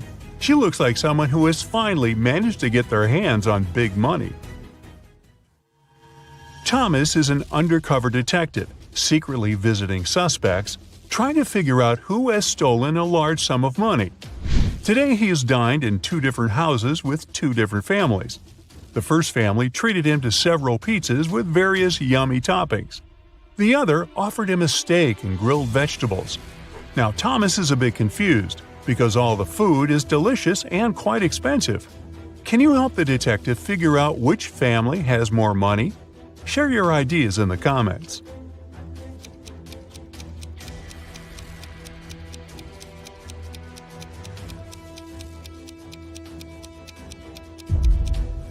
Well, no matter how tasty the pizzas are, they're still cheaper than large pieces of meat. This means the family treating Thomas to the stake must have more money than the second one. But does it mean they are the criminals? Time and further investigation will show. Due to a technical issue, two families were given the same seats on a plane flying to France. An airline company worker offered one of the families to upgrade to business class, but it would cost a pretty penny. Which family is rich enough to pay the necessary sum? Comment below.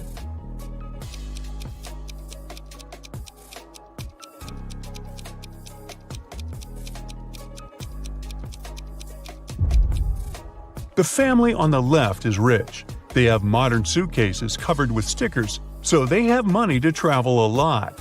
The members of the family on the right do look good and well off, but they have old and worn-out suitcases with scratches. They probably spent all their money on designer clothes and jewelry to show off. Two guys are staring at themselves in the mirror. They both look successful and wealthy. But one of them is actually poor and is just pretending. I'm sure you know which of them it is. Prove me right and write your answer in the comments. A small hint: the mirror seems to be magic.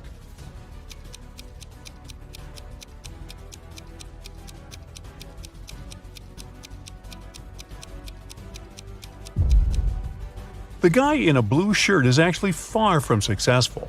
In the mirror, he looks like a rich businessman, but pay attention to his real-life clothes. They're old, and there's even a little hole in his shirt. He must be quite poor. You're a detective investigating petty crime. Today, you've been called to a supermarket where security guards have detained two women, suspecting them of shoplifting. Look at them attentively and write who is guilty in the comments below.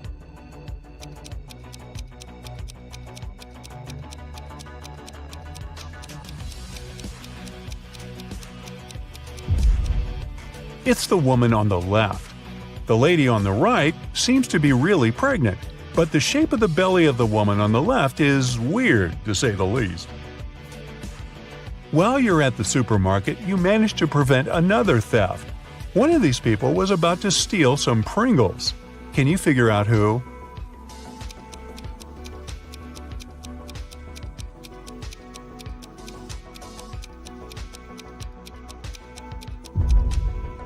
It's this young lady. Look at her palm-like ponytail. Very strange shape for such a hairstyle. There must be a pack of Pringles hidden inside. But if you disagree, make sure you write your version in the comments. Now look at these girls. They've been captured and locked in a basement. All of them have their hands tied, but one of them has more chances to escape than the others. If you've figured out which of them it is, don't hesitate and share your answer in the comments.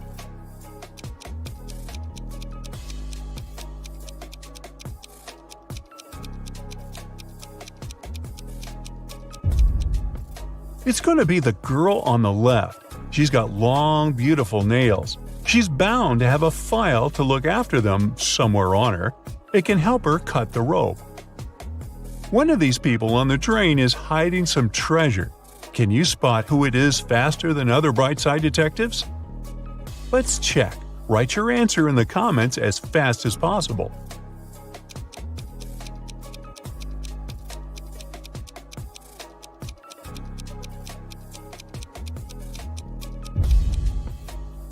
It's this man. At first glance, he's just overweight. But once you look closer, you realize that his belly has an uneven shape and is even a bit lumpy. Both of these ladies are in a terrible hurry. They're going to be late for work. But while one of them might still get to the office on time, the other is definitely doing something wrong and won't make it on time. Put those attention skills of yours to good use and share your ideas in the comments.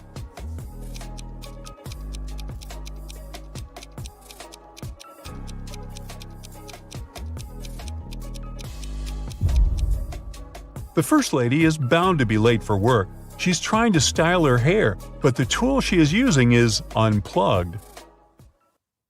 Look at these dishes very closely. Do you think any of them isn't safe to eat?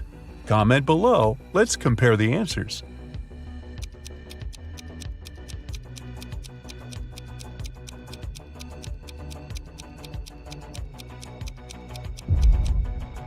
Look at this piece of cake. There's a spider on it. And is it spinning a tiny web?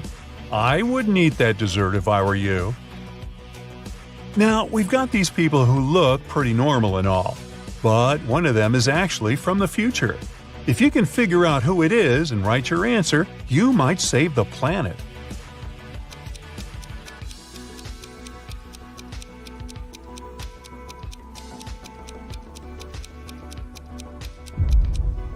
It's this guy. He's carrying a smartphone in his pocket. Now this looks like a regular picnic in the park, but one of these people is a time traveler. Find them faster than other Brightsiders and make sure to share your answer in the comments.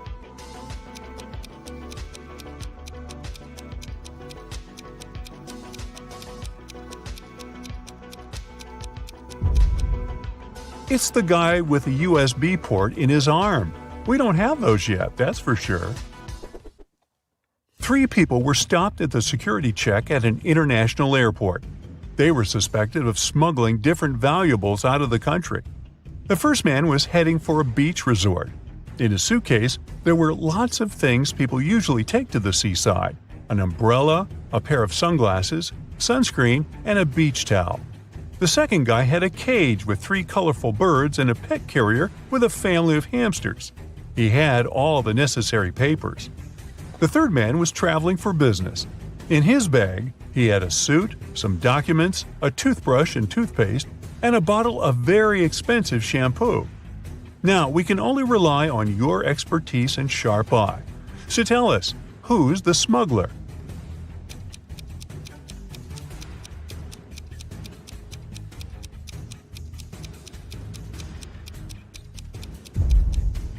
It's the third guy. He's bald. Why would he need shampoo? On that day, several police officers arrived at the airport. They stopped a group of tourists who were flying to a Caribbean island, but the detectives didn't know the criminal's identity. That's why they had to search the baggage of all the passengers. If you're attentive enough to spot something weird, write your answer in the comments right away.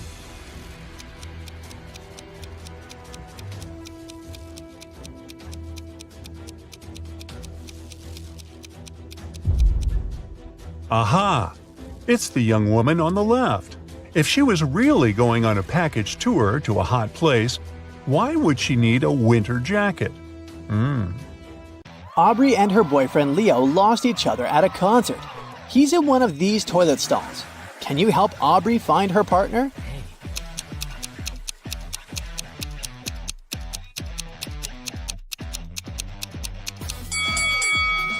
Leo is in the first stall. They have matching tattoos. Aubrey and Leo return to the concert. Suddenly, Aubrey notices that one of these musicians isn't real. Who?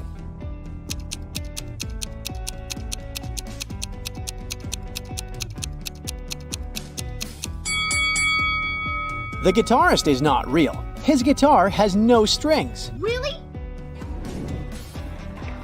After the concert, Aubrey goes backstage to say hello to the musicians. In the hallway, she meets 3 lady fans. One of them is a werewolf. Can you guess who?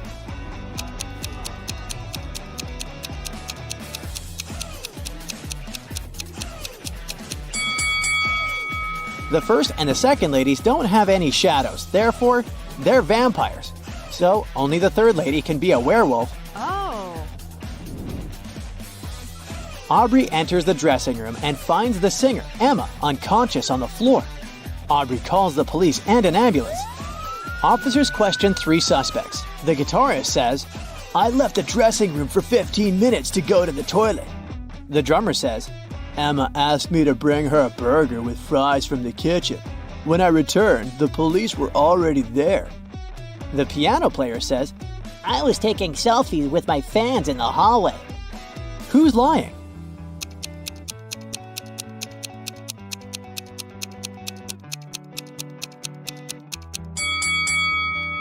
The drummer.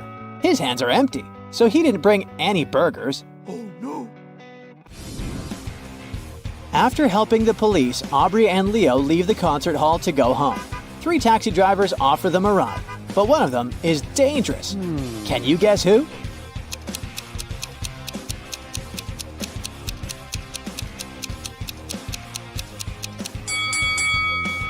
The second driver has a hyena in the back seat of his car. The next morning, Aubrey goes to the park for her daily workout. She spots two people chilling on two benches. One of them is a villain. Can you guess who?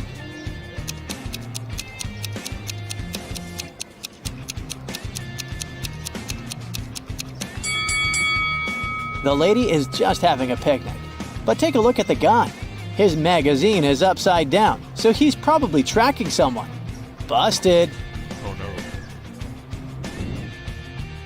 Aubrey takes two pictures of the pond. Can you find 5 differences between them? Feel free to stop the video if you need more time.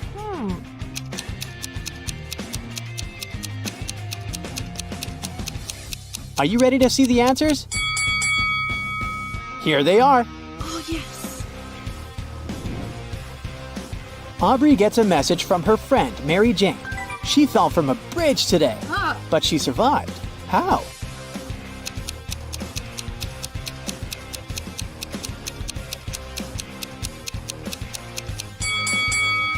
Spider-Man saved her. She's Mary Jane, remember? Aubrey goes to visit Mary Jane at her condo, but the local security guard will only let Aubrey in if she cracks this riddle. I get sharper the more I'm used. What am I?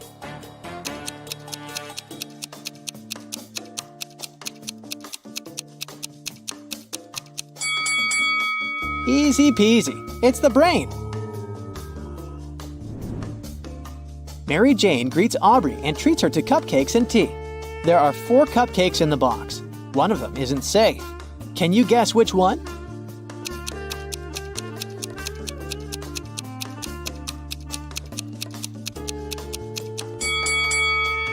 The first cupcake is a bit smashed, but that doesn't mean it's not edible. The second one looks fine. The fourth cupcake is a little burnt, but it can still be delicious. But the third cupcake has glass shards on top. Definitely not safe. Oh, God. Aubrey returns home and turns on the TV. Breaking news, everyone! A dangerous criminal has escaped from prison, and now he's walking around Aubrey's neighborhood. What? Suddenly, the doorbell rings. Aubrey checks her camera and sees 2 people standing on her porch. Both say that they're delivery guys, but one of them is the famous runaway criminal. Oh. Can you guess who?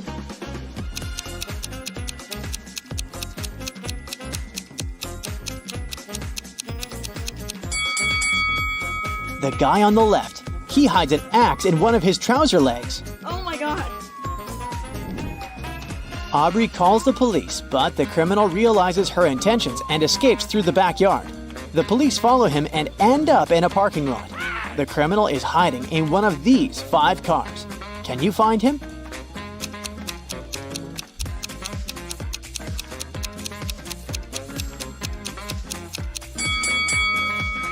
These 4 cars seem empty, and they don't have any signs of a break-in. Meanwhile, someone's moving in the back seat of the 5th car. Busted! Aubrey is heading home from the police station and sees this scene. One of them is lying. Can you guess who?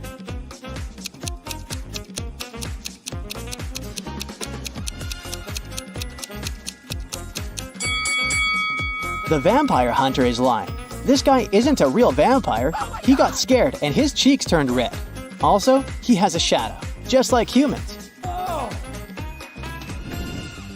Aubrey keeps walking and comes across 3 neighbors arguing about one bike. Whose bike is it?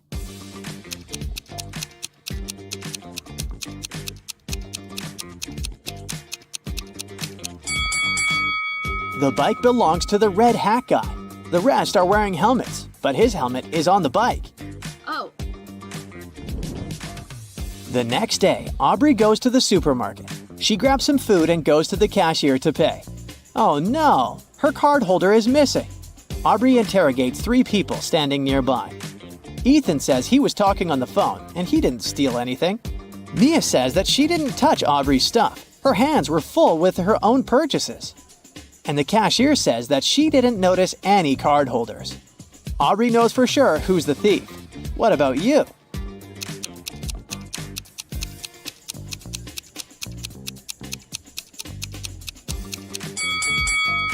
Take a look at Mia's purchases. She hid Aubrey's card holder inside the kale. Aubrey enters the local diner to have lunch. But this is not a regular boring restaurant. One of these two customers is a former mermaid. Can you guess who?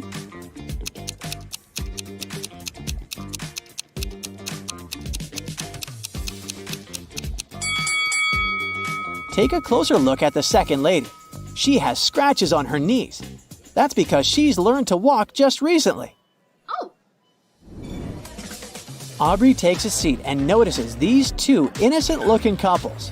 One of the couples are visiting from another planet. Can you guess who?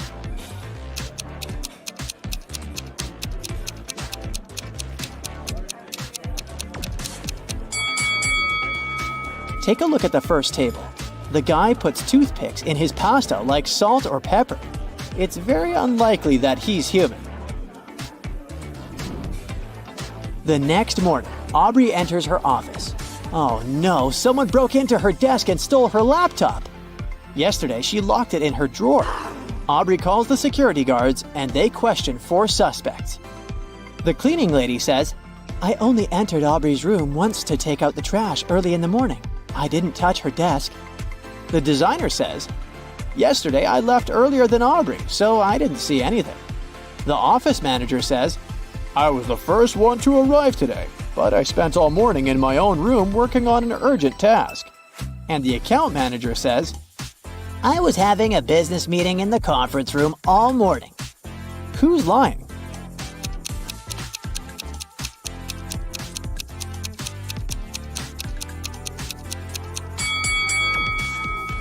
The cleaning lady. Take a look at Aubrey's bin. She didn't take out the trash, so her story is fake. Aubrey and Leo go for a walk on the beach. But something is wrong here. Can you guess what?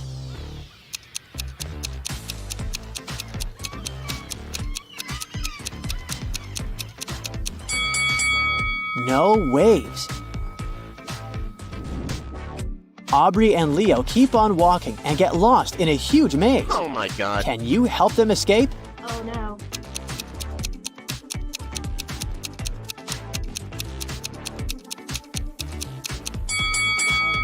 Here's the only way out. Suddenly, the guys see a curious animal. It has feet but no legs. Which animal is it?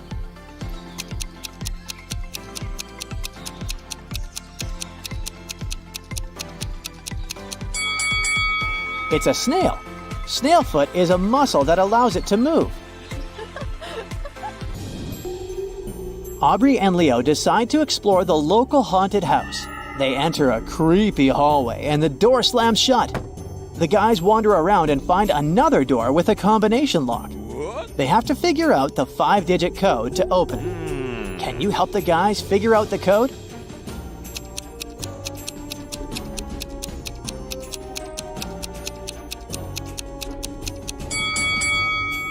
Take a look at these fancy runes on the wall. It's a hint.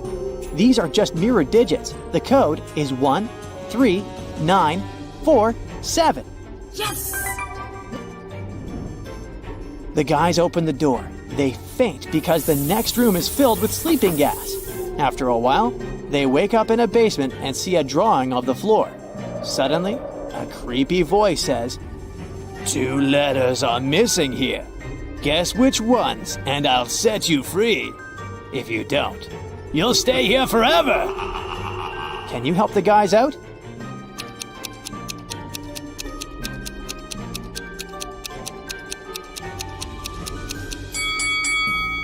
The missing letters are N and N. The guys open the next door and see a bunch of butterflies flying in the air. Can you count the exact number of green butterflies?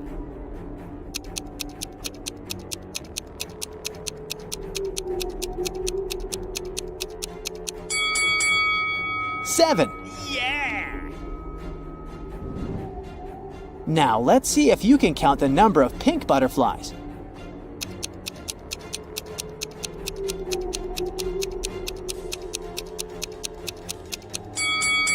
The correct answer is 9. Oh my god. Finally, the guys get out of the haunted house. They take 2 pictures for their social media. Can you find 5 differences between them?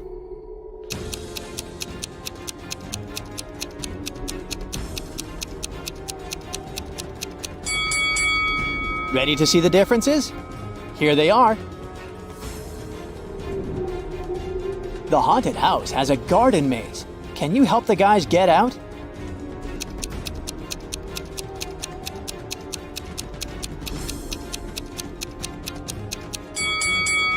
They should definitely choose the first route. Marcus is a lucky game show winner. He can choose one of 3 prizes: a brand new Mercedes, an expensive laptop, or a designer wallet. What do you think is the best choice? Comment below.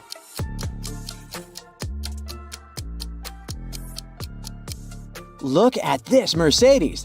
The logo is crooked. The car must be fake. The same goes for the wallet. This logo is supposed to be written in a different way. That's what the real logo looks like. But the laptop seems to be okay. The logo is correct. So, Marcus should probably opt for this device. On a rainy evening, Megan came home and found that someone had eaten her chocolate bar. She asked her sisters whether one of them had done it. Maria said she'd been working out in her room and hadn't left it the whole day. Amelia said she would never eat someone else's chocolate. And Emma answered that she'd been outside, watering plants in the garden. She'd just come home herself. Help Megan find out the truth and share your ideas in the comments. It must be Emma. Why would she need to water plants outside if it's raining?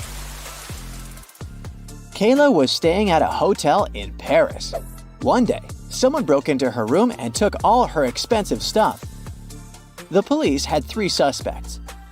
Alan said that he had been trying to pour himself some coffee downstairs, but with his arm in a sling, it had been extremely tricky. Marie told the police that she had been at the reception trying to solve some issues with her shower, and Bruce said that he had been sleeping. Help the detectives figure out who's guilty and leave them a message in the comments.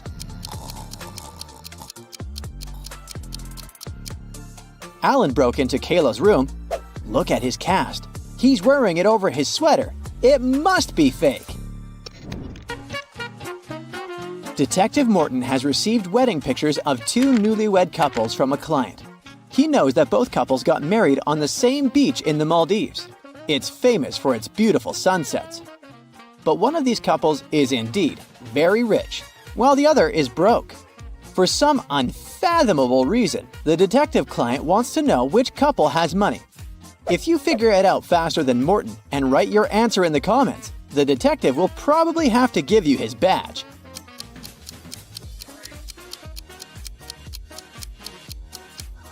The guys on the right are wearing very simple wedding suits, but they're indeed celebrating their wedding on the beach. But if you take a closer look at the couple on the left, you'll soon realize the lighting on their fancy clothes and faces doesn't match the background. Plus, you can spot a few green screen fragments at the edges of the picture. Their photo isn't real. They can't afford to go to the Maldives in real life. They're broke. Mark found himself in the middle of a forest with 3 paths in front of him. The first one was covered with burning hot coals. The second path was so cold that it felt like Antarctica under his feet. And the third path was covered with sharp nails that were able to pierce any footwear. Tell Mark in the comments which path he should choose.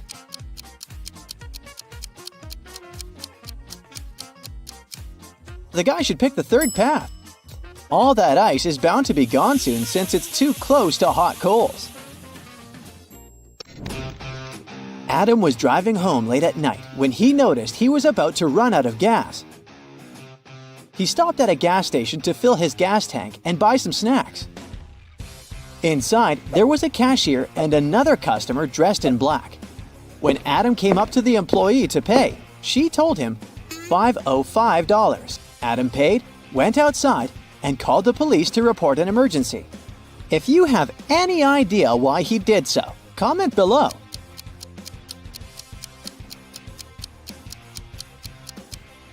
You probably noticed that the cash register actually showed $18.35, but the cashier said $505, which looks like SOS. Detective Brown rushed to an expensive restaurant. Someone had stolen a gold spoon there. If the detective didn't find the real culprit, the waiter would have big problems.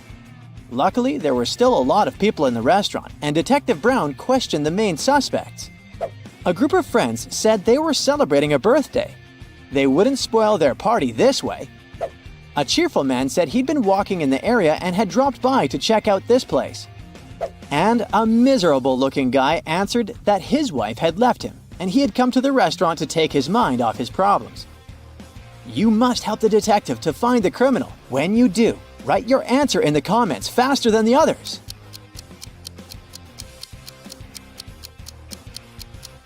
The second man lied.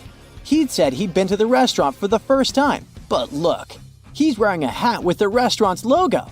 Gotcha! Adam's car broke down right in the middle of a deserted forest road.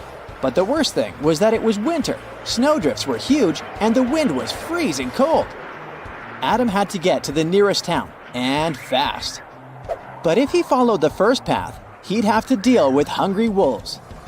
The second road went through the area inhabited by bears, and if he took the third path, he'd have to cross a river covered with thin ice. You need to help the guy as fast as possible and tell him what road he should opt for in the comments.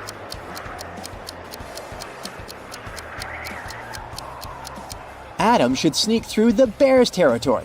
These animals usually sleep in the winter. Liza was a millionaire's daughter. She was fed up with her father trying to control her life. After he told her one day he'd found a fiancé for her, she decided to run away from home. The girl knew her father would send his people to bring her back, so she never stayed in one hotel for more than one night. Once, she found herself in a small town. It was getting dark, and she had no choice but to stop at the first hotel she saw. The receptionist said that her room number was 910 and offered to show her where it was. Liza immediately grabbed her bag, ran out of the hotel, jumped in her car, and speeded away. If you can write in the comments the reason for such a weird reaction, you deserve the title of the true detective.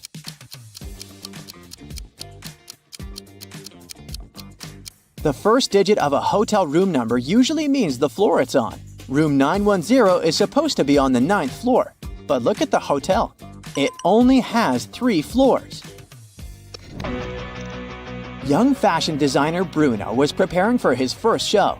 He was a bit anxious, so he took a break to steady his nerves. But when it was time for him to present his collection, no one could find him. In an hour, a security guard saw him in the bathroom, lying on the floor. Someone had hit him on the head. The police had 3 suspects. Maya, one of the models, said she had had problems with her dress and hadn't even had time to leave the dressing room. Catherine, one of the guests, said that she was Bruno's biggest fan and had been wearing his clothes for years. Apparently, she had no reason to hit him. Sam, the designer's assistant, said he had rushed to the nearest coffee shop to get Bruno an Americano to calm him down. Who is the culprit? Share your ideas in the comments.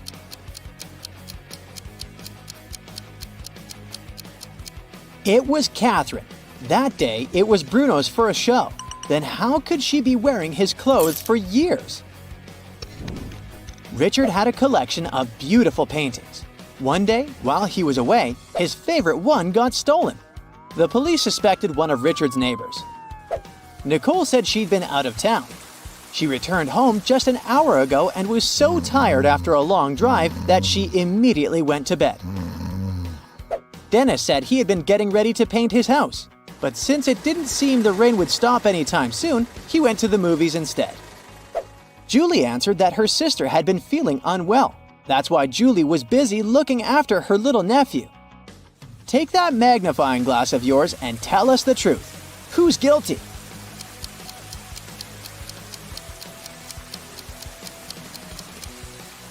It was Nicole. It had been raining for the whole day. If the woman had returned home just an hour before, the road under her car would be wet. Mary runs a wedding planning company. She arrives at her office early in the morning. Oh no! Someone stole the entire supply of expensive sun-dried tomatoes prepared for the upcoming party. Oh no. Mary closed her office at 10 p.m. last night and the snacks were right there. She calls the police. The detective identifies 3 suspects and visits their houses. The guard was on duty last night. He assumes that the thief could have sneaked into the office while he was on another floor. According to the cleaning lady, she's allergic to tomatoes, and she can't even cook them. And a hairdresser who works nearby claims that she closed her salon at 8 p.m. last night and went home right after that. Who's lying?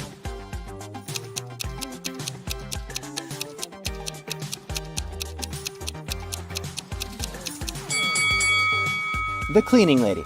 She has a tomato plant in a pot on her windowsill, so she lied about her allergy. Oh.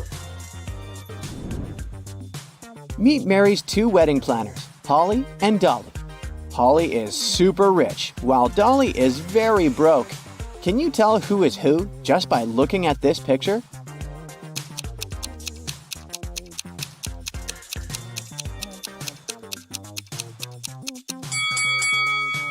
Take a look at the lady on the left.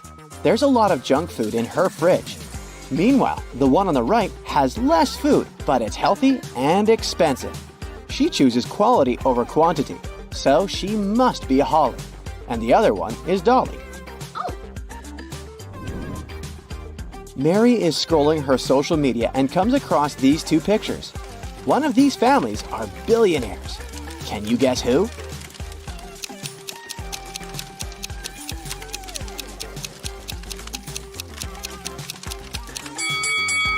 Each member of the first family has their own Christmas stocking, and they have a nice fireplace. The second family, though, has only 2 stockings, and their fireplace is fake. So the first family is rich. Mary is looking through some photos of wedding parties. Can you tell which newlyweds are broke?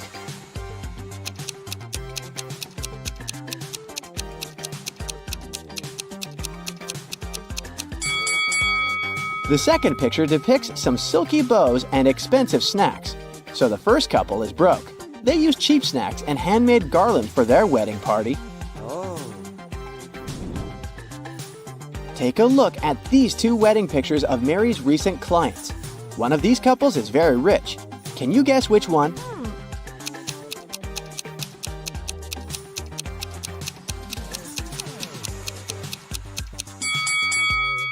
The first couple rented their outfits. That's why the sizes don't quite suit them. Oh. Meanwhile, the second couple's outfits are more casual, but they're neat and expensive. Mary is visiting an expensive clothing store. She witnesses the following scene. One of these customers is broke, while the other one is a millionaire. Can you tell who is who?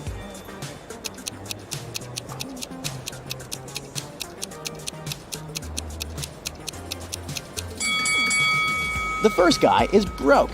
That's why he hesitates and feels shy while asking about this expensive t-shirt. Meanwhile, the rich guy feels free to ask questions about prices because he can afford everything.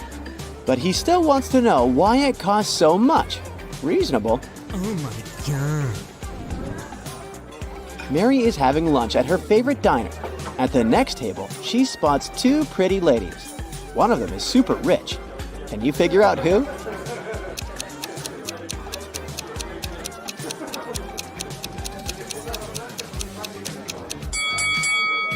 The blonde lady has an old smartphone with 1 camera. Meanwhile, the redhead has the latest phone, so she's the rich one. Oh, yes. Mary leaves the diner and comes across these guys on the street. One of them is just pretending to be broke. Can you guess who?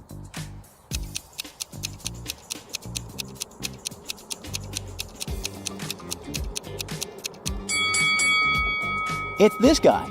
He's wearing an expensive smartwatch. Mary enters a supermarket. 3 pregnant women are standing in the line. Can you figure out who's super rich?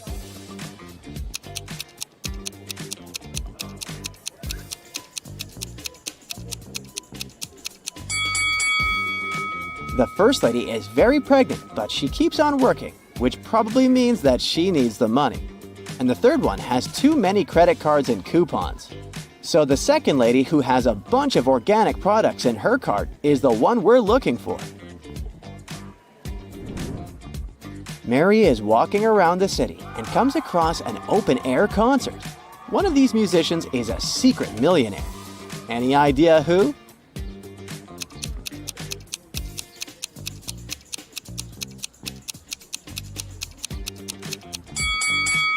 This lady.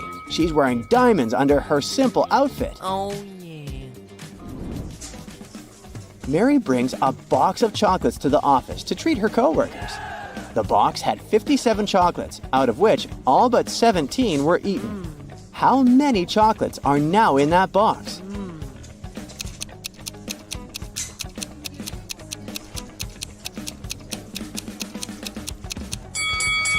To solve this mystery, we should read the question carefully.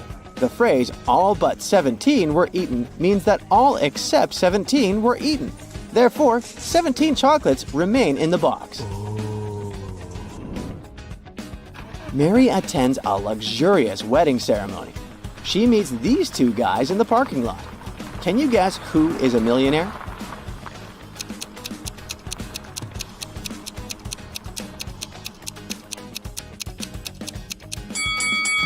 This guy is a taxi driver, while the second one owns a sports car.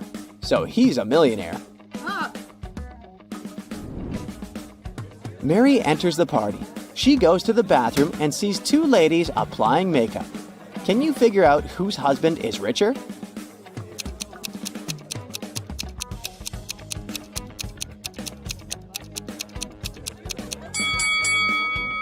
The woman on the right is using fake Gucci makeup. Therefore, the one on the left must have a richer husband. Oh my god. Mary takes a seat next to three guys. They want to impress her and start bragging about their money. Richard has just closed a 6-figure deal, so he's planning to buy a new penthouse. Harold has just returned from a round-the-world trip. He invites Mary to join him next time. And Anthony claims that his family owns a huge corporation, so he has never worked a day in his entire life. One of them is lying. Can you guess who?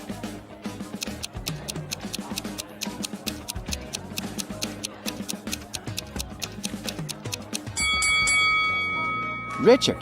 He stole a golden fork from the table and hid it in the pocket of his jacket. Why would he do that if he's rich? Oh no. Mary gets an emergency message from the kitchen. Someone ruined the wedding cake. She goes there and interrogates 3 suspects. The chef says, I left my workplace for 5 minutes to go to the toilet. When I left, everything was fine. When I returned, disaster. The cleaning lady says, I washed all the dishes in the kitchen. I had no time to even look at the cake. And the waiter says, I was dealing with one annoying guest, so I didn't pay attention to the cake. Sorry. Who's lying?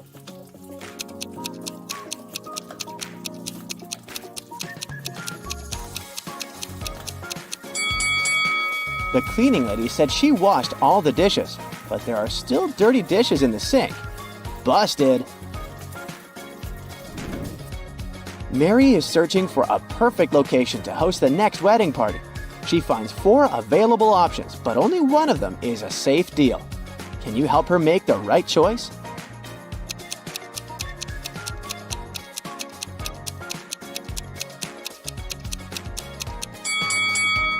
The first restaurant looks chic and fancy, but there are cockroaches on the ceiling. Ew. According to the info box, the second location will be built in the next century, but it looks pretty ancient, so it's probably a scam. Oh. The fourth restaurant is nice, but it has leaking pipes. No. Thus, Mary should choose the third option. Yes! Mary goes to see the location. She explores the basement and gets lost. Oh my god. Mary finds herself locked in a room without windows or ceiling. Oh god. The room starts filling up with water pretty fast. The walls are 15 feet above the floor. But Mary can't swim. There are 3 objects in this room: a wooden barrel that is 3 feet tall, a 4-foot-high bike, and a 5-foot-long rope. Mary is 6 feet tall. Can you help her find a way to survive?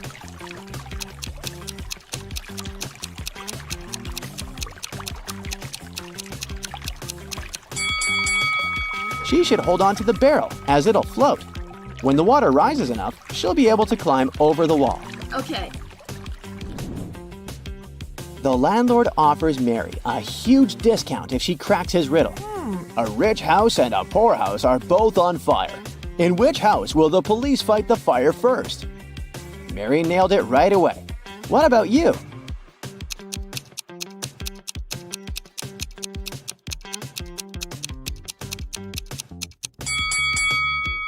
The police don't fight fires. The firefighters do. Mary's 2 besties send her selfies. They're both bragging about their new expensive dresses. One of them is broke, while the other one is a millionaire. Can you guess who is who?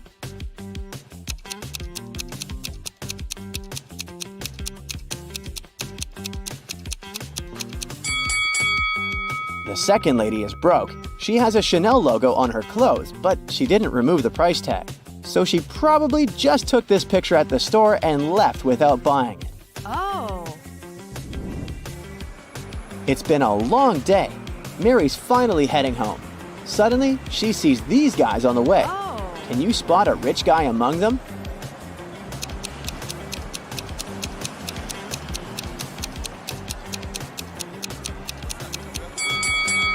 This guy has a car. Sarah and Barbara are in grave danger. They've been locked up at a high-security prison for over a month. One day, a fire starts at the wing where they're located, and the guards flee the scene before helping them out. Take a look at these images. If you have any clue which one of them will get out of there alive, let us know.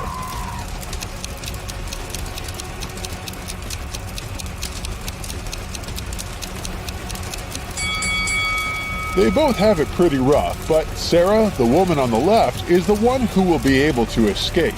She can use one of the sticks from her hair to open the lock on her cell and run as fast as she can.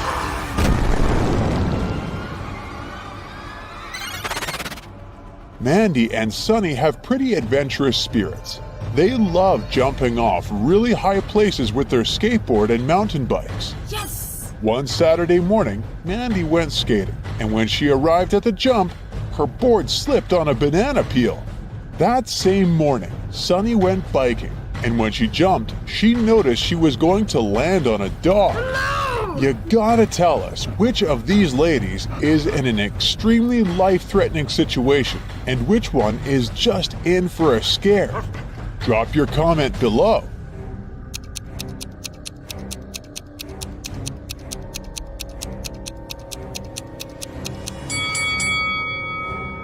Mandy is probably just going to have an adrenaline peak with that banana peel in her way, but Sunny is in real danger. There's no way to predict how this dog is going to react. If it decides to attack her, she's in for a tough ride. Ben needed to get across a park in the middle of the night. That area was a dangerous place and lots of robberies happened there, but he went anyway. He walked fast until, out of nowhere, a hooded man came up to him and knocked him out. He woke up after a few hours and noticed all his belongings were gone. Ben went to the closest police station to file a report. When he got there, the police were interrogating 3 suspects: Cole, Jerry, and Bernard. They were all in the park that night. The detective gave each of them a marker and asked them to write their names on a whiteboard. As soon as they finished, he immediately arrested the right person. Can you figure out how on earth did the detective know who was guilty based on this random test? What's your 2 cents on this one?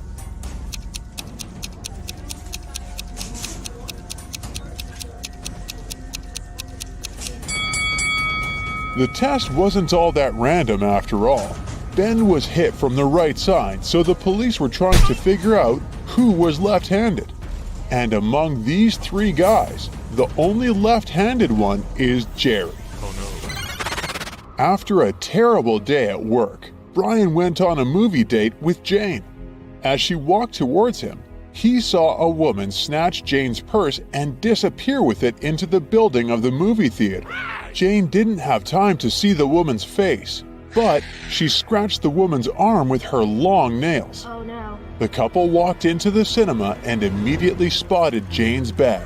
It was on a bench between two women. As they approached the bench, both suspects stood up and walked to the opposite sides of the room.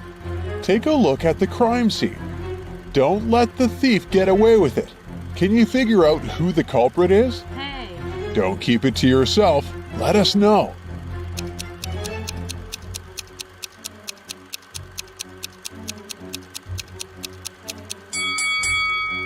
Since Jane scratched the woman's arm, the thief should have a sore arm. The woman on the left was wearing long sleeves, so she probably wouldn't get hurt. The woman on the right is trying to hide a red scratch mark with her other hand. Yup, looks like she's the one who did it. On a moonless night, Emma decides to watch a horror movie before going to bed. She passes out on her couch, and the next thing she knows, she wakes up in a haunted castle. She hears screeching sounds all over the place and screams in the distance. She walks carefully to the kitchen where she finds 4 suspicious plates ready to be eaten. She's starving, so bad that her stomach is growling. Take a look at the plates. You know you'll only find peace again if you can help Emma figure out which one of these plates isn't dangerous. Take your best guess and let us know below.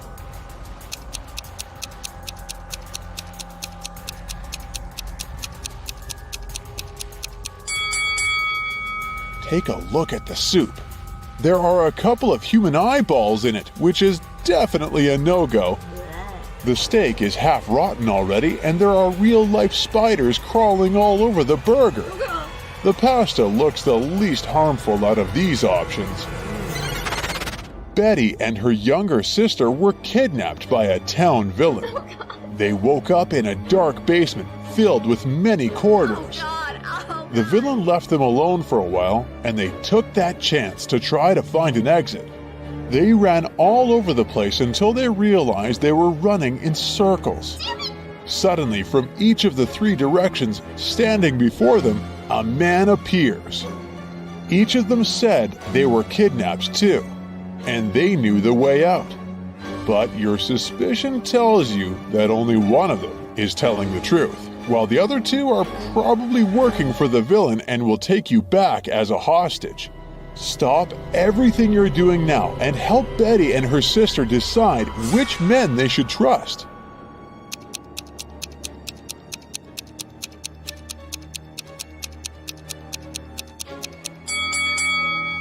If you have an eye for detail, you probably noticed that the second man has bruises on his arms. He probably really did escape from the evil man.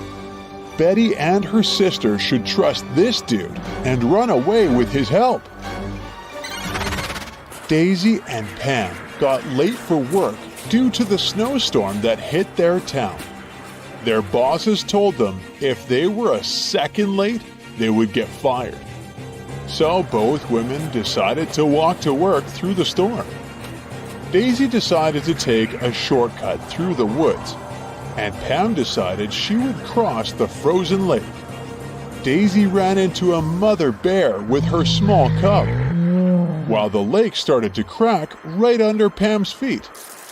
If you're as good a detective as I think you are, can you guess which of these ladies is in grave danger? Do share your thoughts.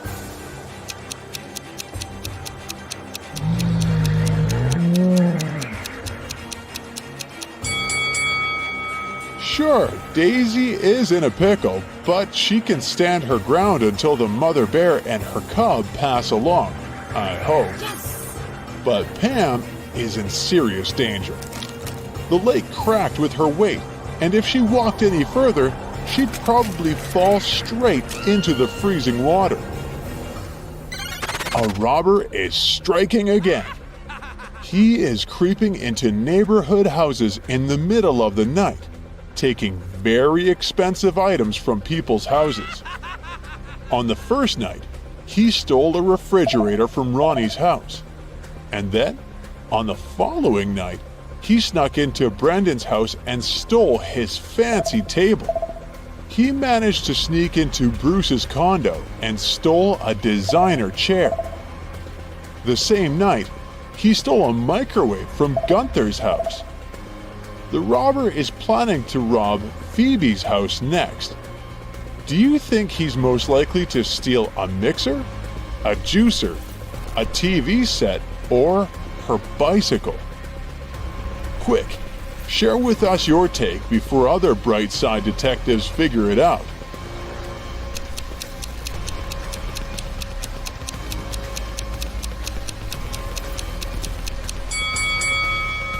If you figured out the correct pattern, you know that the robbers steal stuff according to their colors and the initials of a person's name. That's why he stole a red refrigerator from Ronnie and a gray microwave from Gunther. That means he's going to steal a purple mixer from Phoebe. Mike, Bob, and Percy were planning on proposing to their high school sweethearts at today's ball. They prepared everything, from the ring to the song that was going to play when the three of them popped the question. The night felt strange, and one of the guys was in extreme danger. Take a look at the couples. Jump in the comments with your guess of which one of them might lose their life if he proposes.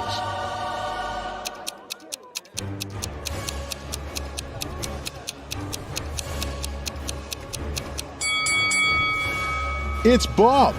Look at his partner's reflection on that mirror across the room. She's actually a witch disguised as Bob's girlfriend. He's in grave danger.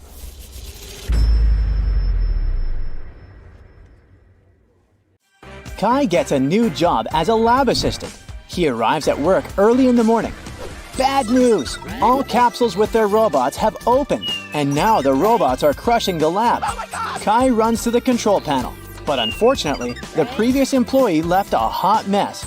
All the wires are tangled. Which button should Kai press?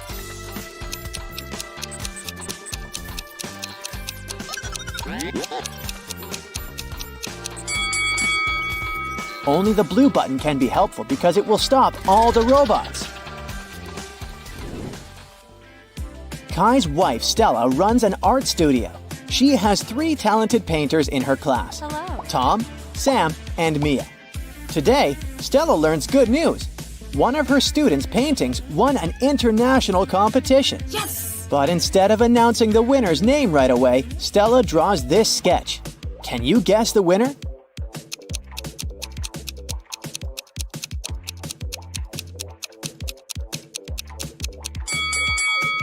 Stella encoded a hint in her sketch. If we take the first letters of these 3 words, we'll get the name Sam. Kai and Stella reunite to go to sleep. A loud sound wakes them up in the middle of the night. They hide under their blankets. After a while, they dare to look out and see a werewolf. Kai soon realizes that the monster isn't real. How did he know?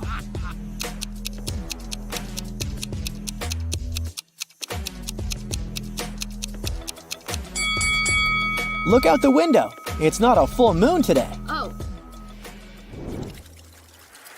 Kai arrives at the lab and finds out that his boss, Richard, had been attacked. Richard was working on a very important chemical project with 3 assistants: Agnes, Allison, and Amelia. Police officers examine the crime scene and discover a spoon in the hand of the unconscious scientist. Why would Richard hold a silver spoon? Soon, Kai cracks this hint, and the officers arrest the criminal. How did they know?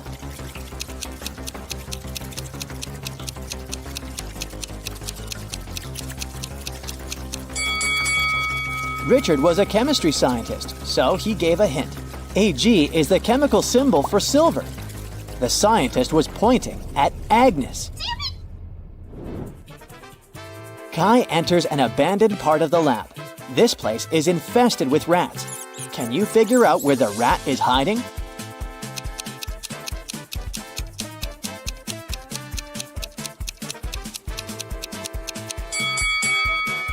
Over here.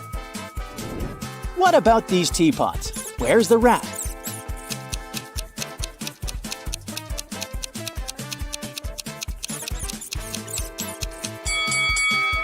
Hello. Kai returns to his office and notices that someone robbed him. What 3 things did the thief steal?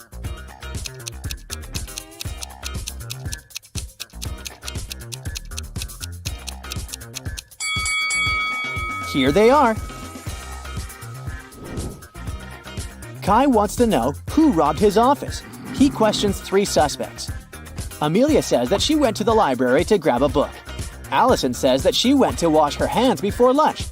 And Oliver says he went to the gym for his daily workout. Who's lying?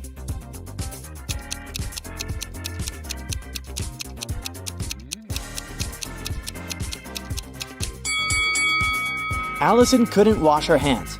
Take a look at the announcement. There's no water in the lab today. After work, Kai takes a walk in the park. This elderly lady lost her husband. Oh my lord! Can you find him among these guys?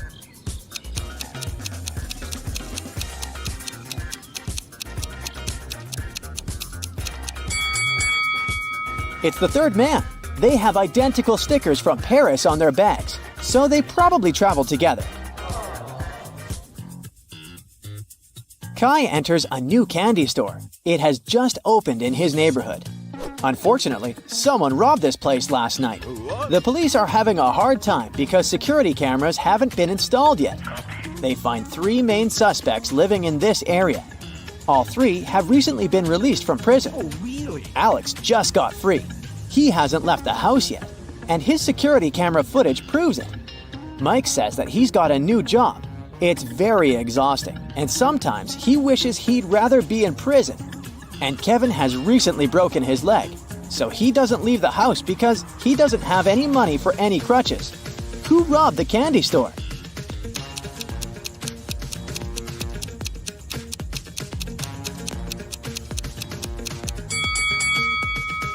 Alex! He's all covered in soot. Take a look at his fireplace. He climbed out through it. On the weekend, Kai comes to a big family dinner at his relative's house. He takes a lot of pictures. One of these photos shows a mother and daughter, and the other photo shows a stepmother and stepdaughter. Can you guess who is who?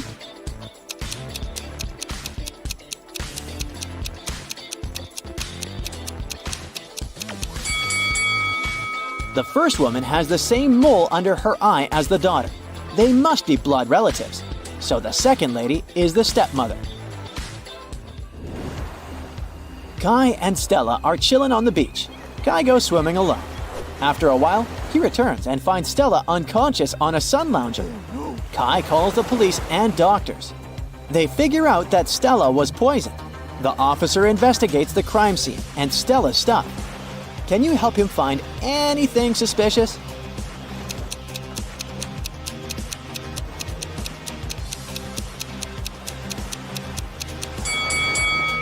Take a look at her glass.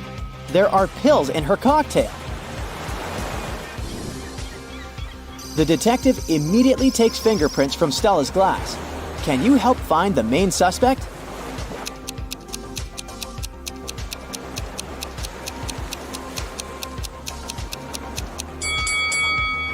Why did the photographer touch her glass? That's suspicious. Kai and Stella return home and realize their cat Fluffy is missing. They question 3 neighbors. Vivian says that she didn't see any cats and she's allergic to all the animals. That's why she stays away from them. Helen says that she has no reason to steal their cat because she has her own. Donna says that she was painting her fence and saw Fluffy for a moment, but the cat ran away very quickly. Can you figure out who's lying?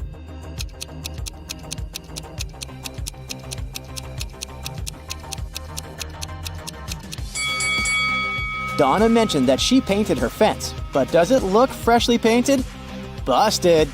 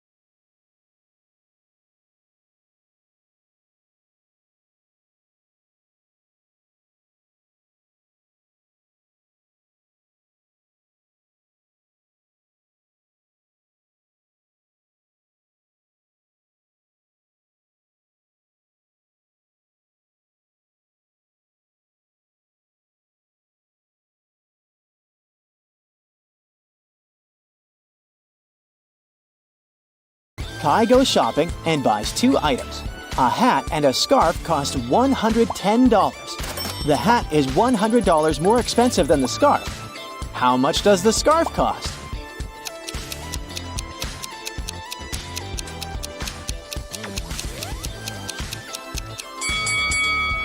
$5. It means that the hat costs $105, which is exactly $100 more than the scarf. Meanwhile, Stella arrives at her art gallery. Oh no! Someone sprayed the best paintings with yellow paint!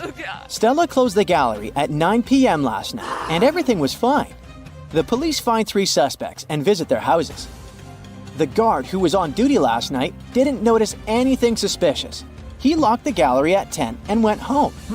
The janitor completed cleaning at 9:30. The paintings were fine.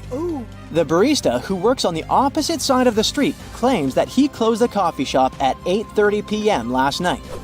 Who ruined the paintings?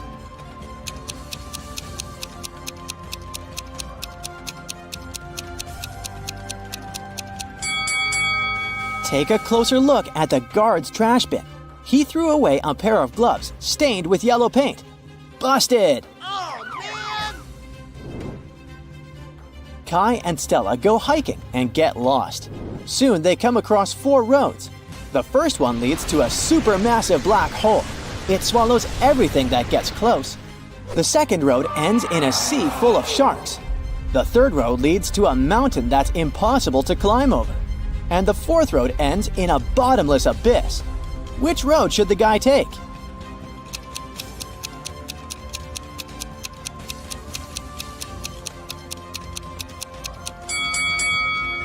They should choose the third road. No one says they should climb the mountain. They can simply go around it. Duh. Stella and Kai keep on hiking. Stella asks him a riddle. Can you start a fire using 2 pieces of wood?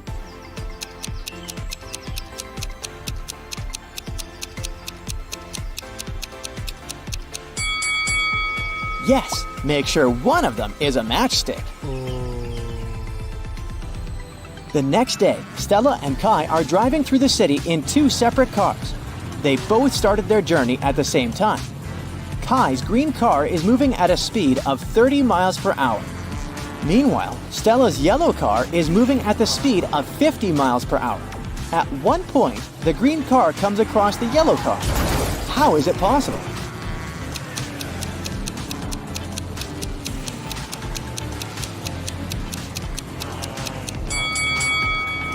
The cars are traveling in the opposite direction. Hey, let's see how smart you are. Ezra is in love with his new classmate named Amber. He asks her out. She agrees to go on a date with him under one condition. He has to figure out which one of these 7 pencil cases is hers. Can you help him out?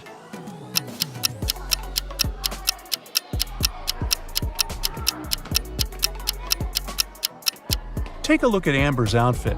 It's pretty obvious that she likes cats. So we can make a short list of cases with cat decorations.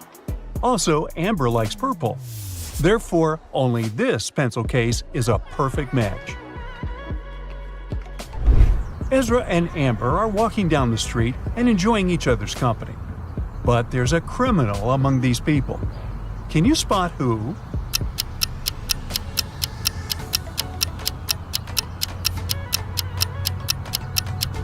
It's this black hoodie guy inside the police car. Ezra wants to take Amber to his favorite spot in the park. But unfortunately, the main road is closed for repairs. They have to walk through this maze. Can you help them find the correct route?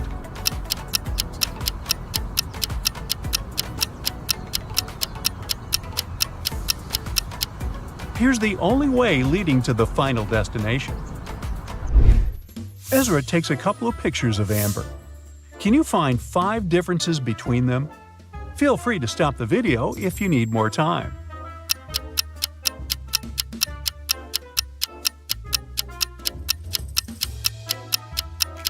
Are you ready to see the answers? Here they are. Later that day, Ezra returns home. He wants to watch videos on his tablet. But unfortunately, his little brother pulled a prank and changed his password. Can you help Ezra figure out the new 4-digit code?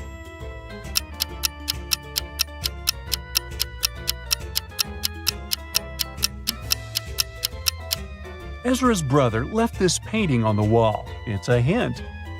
All Ezra has to do is count the number of angles on each shape. So the answer is 3406. Ezra is watching his favorite travel blogger, Diego. This guy has a couple of million followers. This time, Diego goes into the uninhabited desert. He wants to find a very rare type of lizard. He reaches his final destination, posts several photos, and goes to sleep. After this post, thousands of people, including Ezra, unsubscribe from Diego. Why?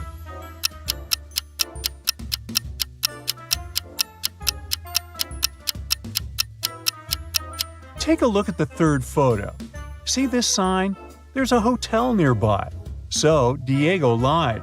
He's not in the uninhabited desert.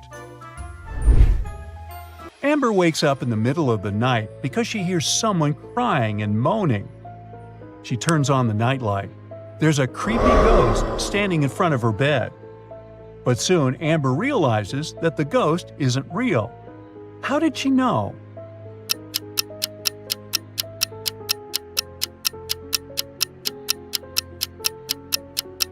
Look at the floor. This ghost has a shadow, so it can't be real. The next morning, Amber enters the class and sees a bunch of beautiful flowers at her desk. She finds a love note on the bouquet. The flowers are from a secret admirer. Amber wants to know who sent them, so she questions 3 suspects. Ezra says that he's allergic to lilies. Harry says he's in love with another lady. It makes no sense for him to send any gifts to Amber. And Bob says he was the first to arrive at the class today. The flowers were already on Amber's desk. Who's the secret admirer?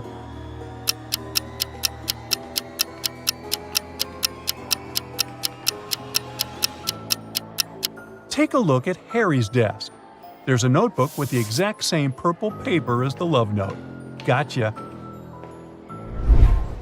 After classes, Ezra and Amber go to the local coffee shop. They take a seat and look around. They see a guy and a lady competing in arm wrestling. Who has more chances to win?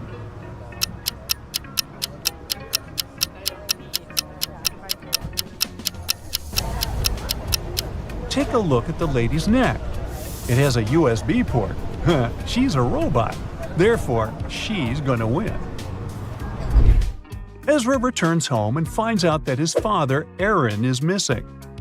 Aaron is a genius scientist and businessman. He's been receiving many threats recently. So Ezra calls the police right away. The officer questions Aaron's 3 major rivals. Alex says he left the business many years ago. He lives a humble life in the village. Chris says his business is much more successful than Aaron's. Why would he kidnap him? And Mike says he hasn't seen Aaron for many years, and they don't have any joint ventures. One of these guys is involved in Aaron's disappearance. Can you guess who?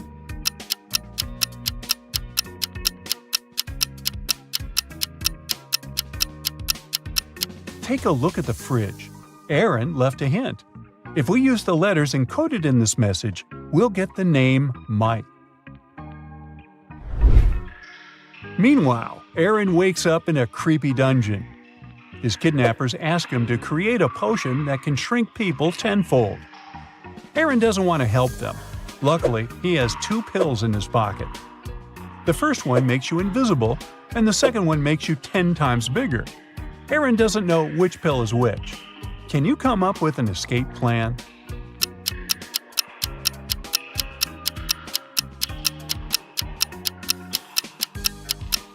Aaron is sitting here all alone. He has no one to test the pills on. So it's better to create the shrinking pills for the kidnappers. Then eat one of his own pills. If he grows 10 times, he can just use the new pills to return to his actual size. But if he turns invisible, he can escape with the shrinking pills. Well, Aaron escapes from the kidnappers and runs to the nearest subway. Can you spot a criminal in this location?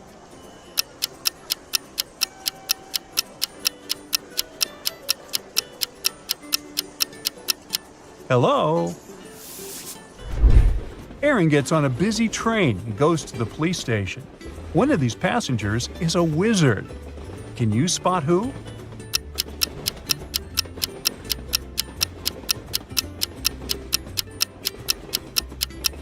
It's this lady. Her feet don't touch the floor. She's flying. Aaron is walking towards the police station, but suddenly he falls into a pit. He ends up getting trapped in a dungeon. Soon, Aaron finds 3 doors. Behind the first door, there's a mirror labyrinth. It drives every man who dares to spend more than 5 minutes there crazy. There's a hungry wolf behind the second door. He loves feasting on humans. And behind the third door, there's a huge tank with sharks. If Aaron steps in, he'll fall into the tank. What should he do to survive?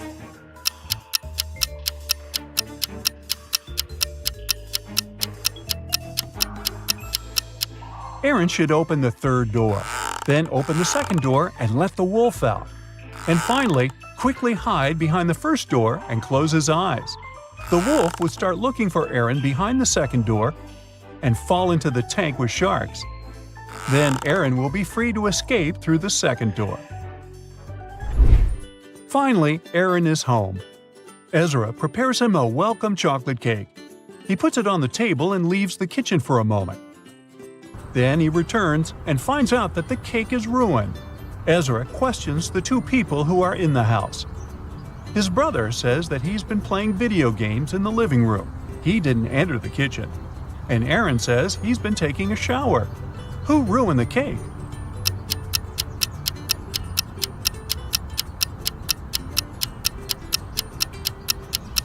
Neither brother nor father.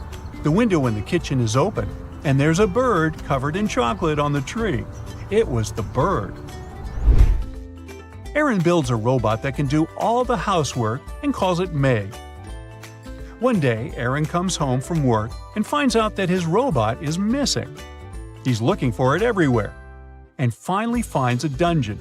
He goes there hoping to find his robot.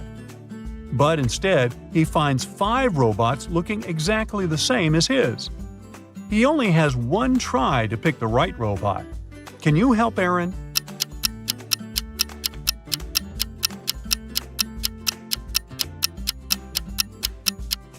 Some robots have badges, some do not. But only this one has the name Meg.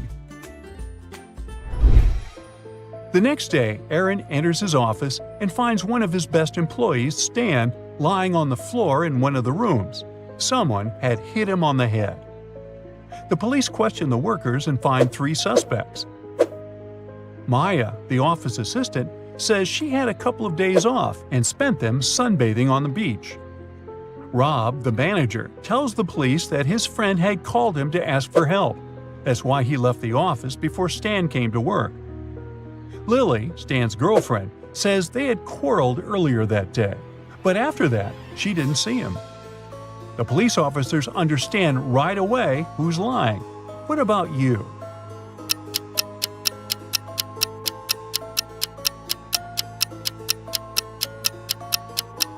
Maya said she spent several days on the beach, but her skin is super pale. Uh-oh, busted. Alright, without tilting your head or turning the screen upside down, try to figure out what's wrong with this picture.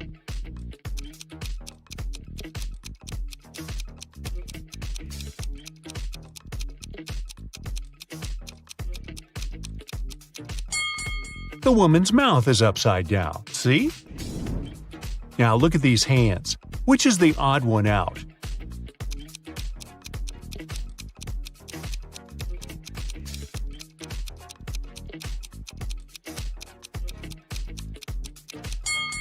The answer is hand number 2.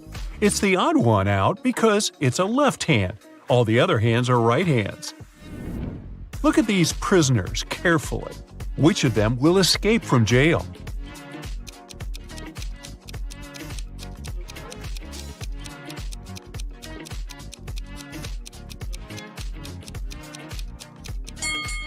It's the vampire who's going to escape from jail.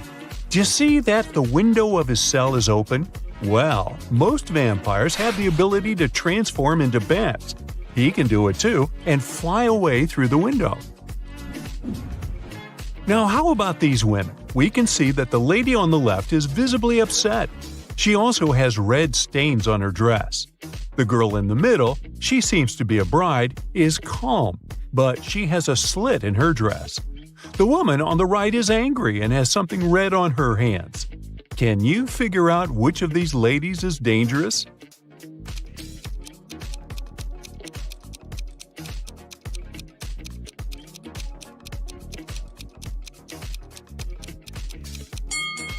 It's that bride in the middle. You can spot a knife hidden under her dress. Can you move only 2 matchsticks to take the bee out of the glass? But you need to keep the glass shape.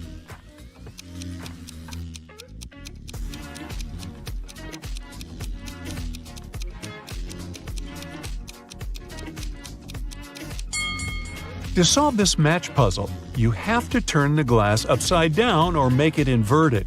Move the only horizontal match either left or right so that only its end touches the bottom vertical match. Then take one of the top vertical matches and move it down to make the other side of the glass. Now, you need to move only 2 matchsticks to make the biggest number possible.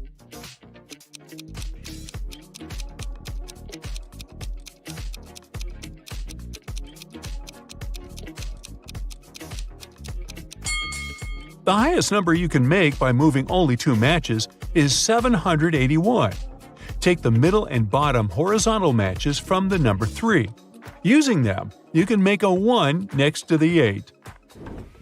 Look at this picture carefully. What's wrong with it?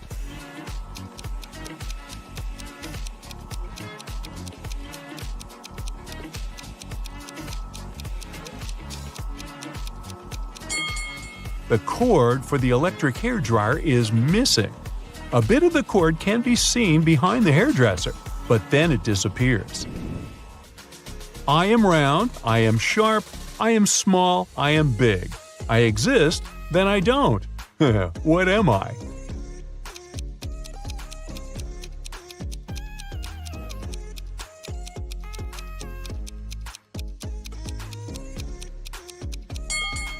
It's the moon. It's round when it's full, it's sharp when it's a crescent, its size can vary depending on its phase, and it's gone when it's a new moon. You are driving a car. On your right, there's a steep cliff. Right in front of you, there's a horse. And right behind you, there's an elephant. Both of these animals travel at your own speed. On your left, there's a fire truck blocking you. How can you stop your car?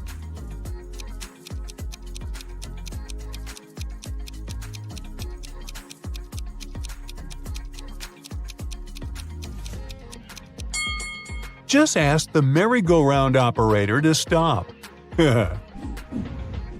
Mr. Brown's wife had gone missing. A detective came to investigate this case. Mr. Brown told him that the last time he had seen his wife had been in the morning. She was having breakfast then. When Mr. Brown returned home at 6 p.m., her breakfast was still on the table, but she had disappeared. After these words, the detective immediately arrested Mr. Brown. Why did he do so?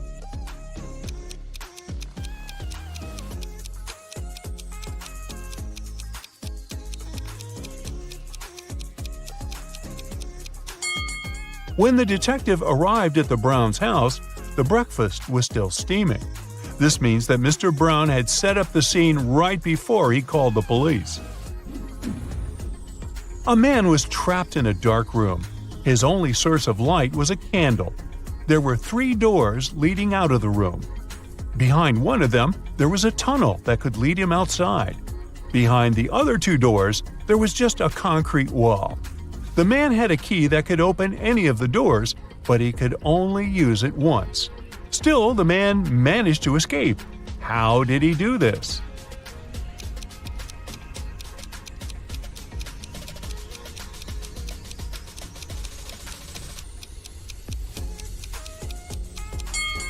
He brought the candle to each of the keyholes in turn. Near the door with the tunnel, the flames started to dance. There were 2 trains heading towards each other. They were going along the same track, and it was 7 o'clock on the same day. And still, the trains didn't crash. How is it possible?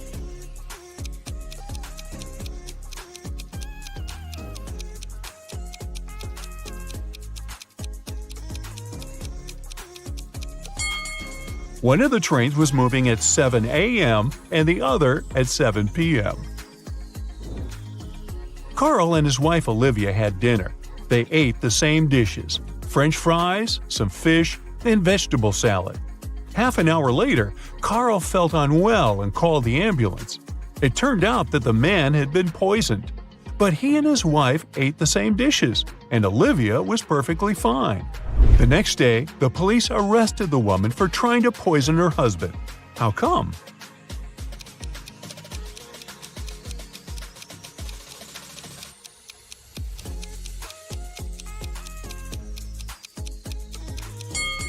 Olivia made all the dishes not salty enough and put poison in the salt shaker.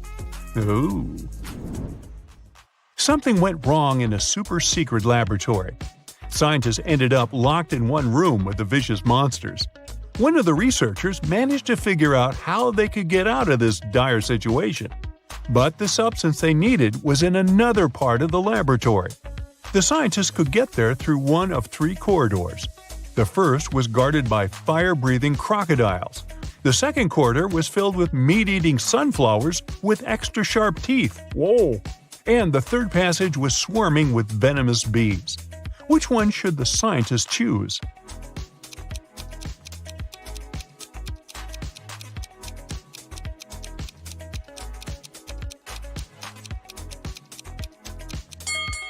They should opt for the corridor with the sunflowers. Those are plants, and however scary they are, they can't move.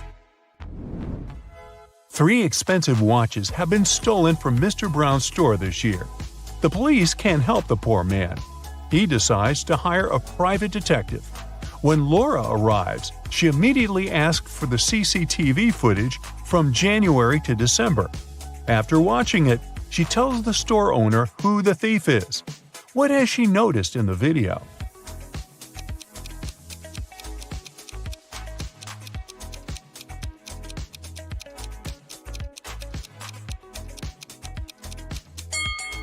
The same guy came to the store several times, in April, August, and November, and every time he has a cast on his arm, but no broken bone would need 8 months to heal. David moved to a new town. The place was so small there were just 2 dentists there. One day David woke up with a toothache. He needed a dentist, and fast. The first dentist had fairly old equipment, and his teeth were kind of bad.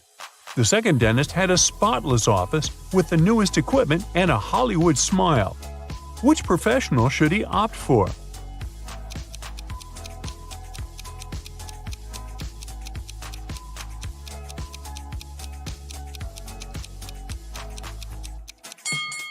David should go to the one with bad teeth. You see, dentists can't treat their own teeth. So the first dentist must have looked after the teeth of the second one. Ooh, great job. One afternoon, all the money was stolen from the register of a small cafe on the beach. The police have 5 suspects. All of them claim they hadn't been to the cafe in the past hour. Look at them carefully and try to find out who the thief is.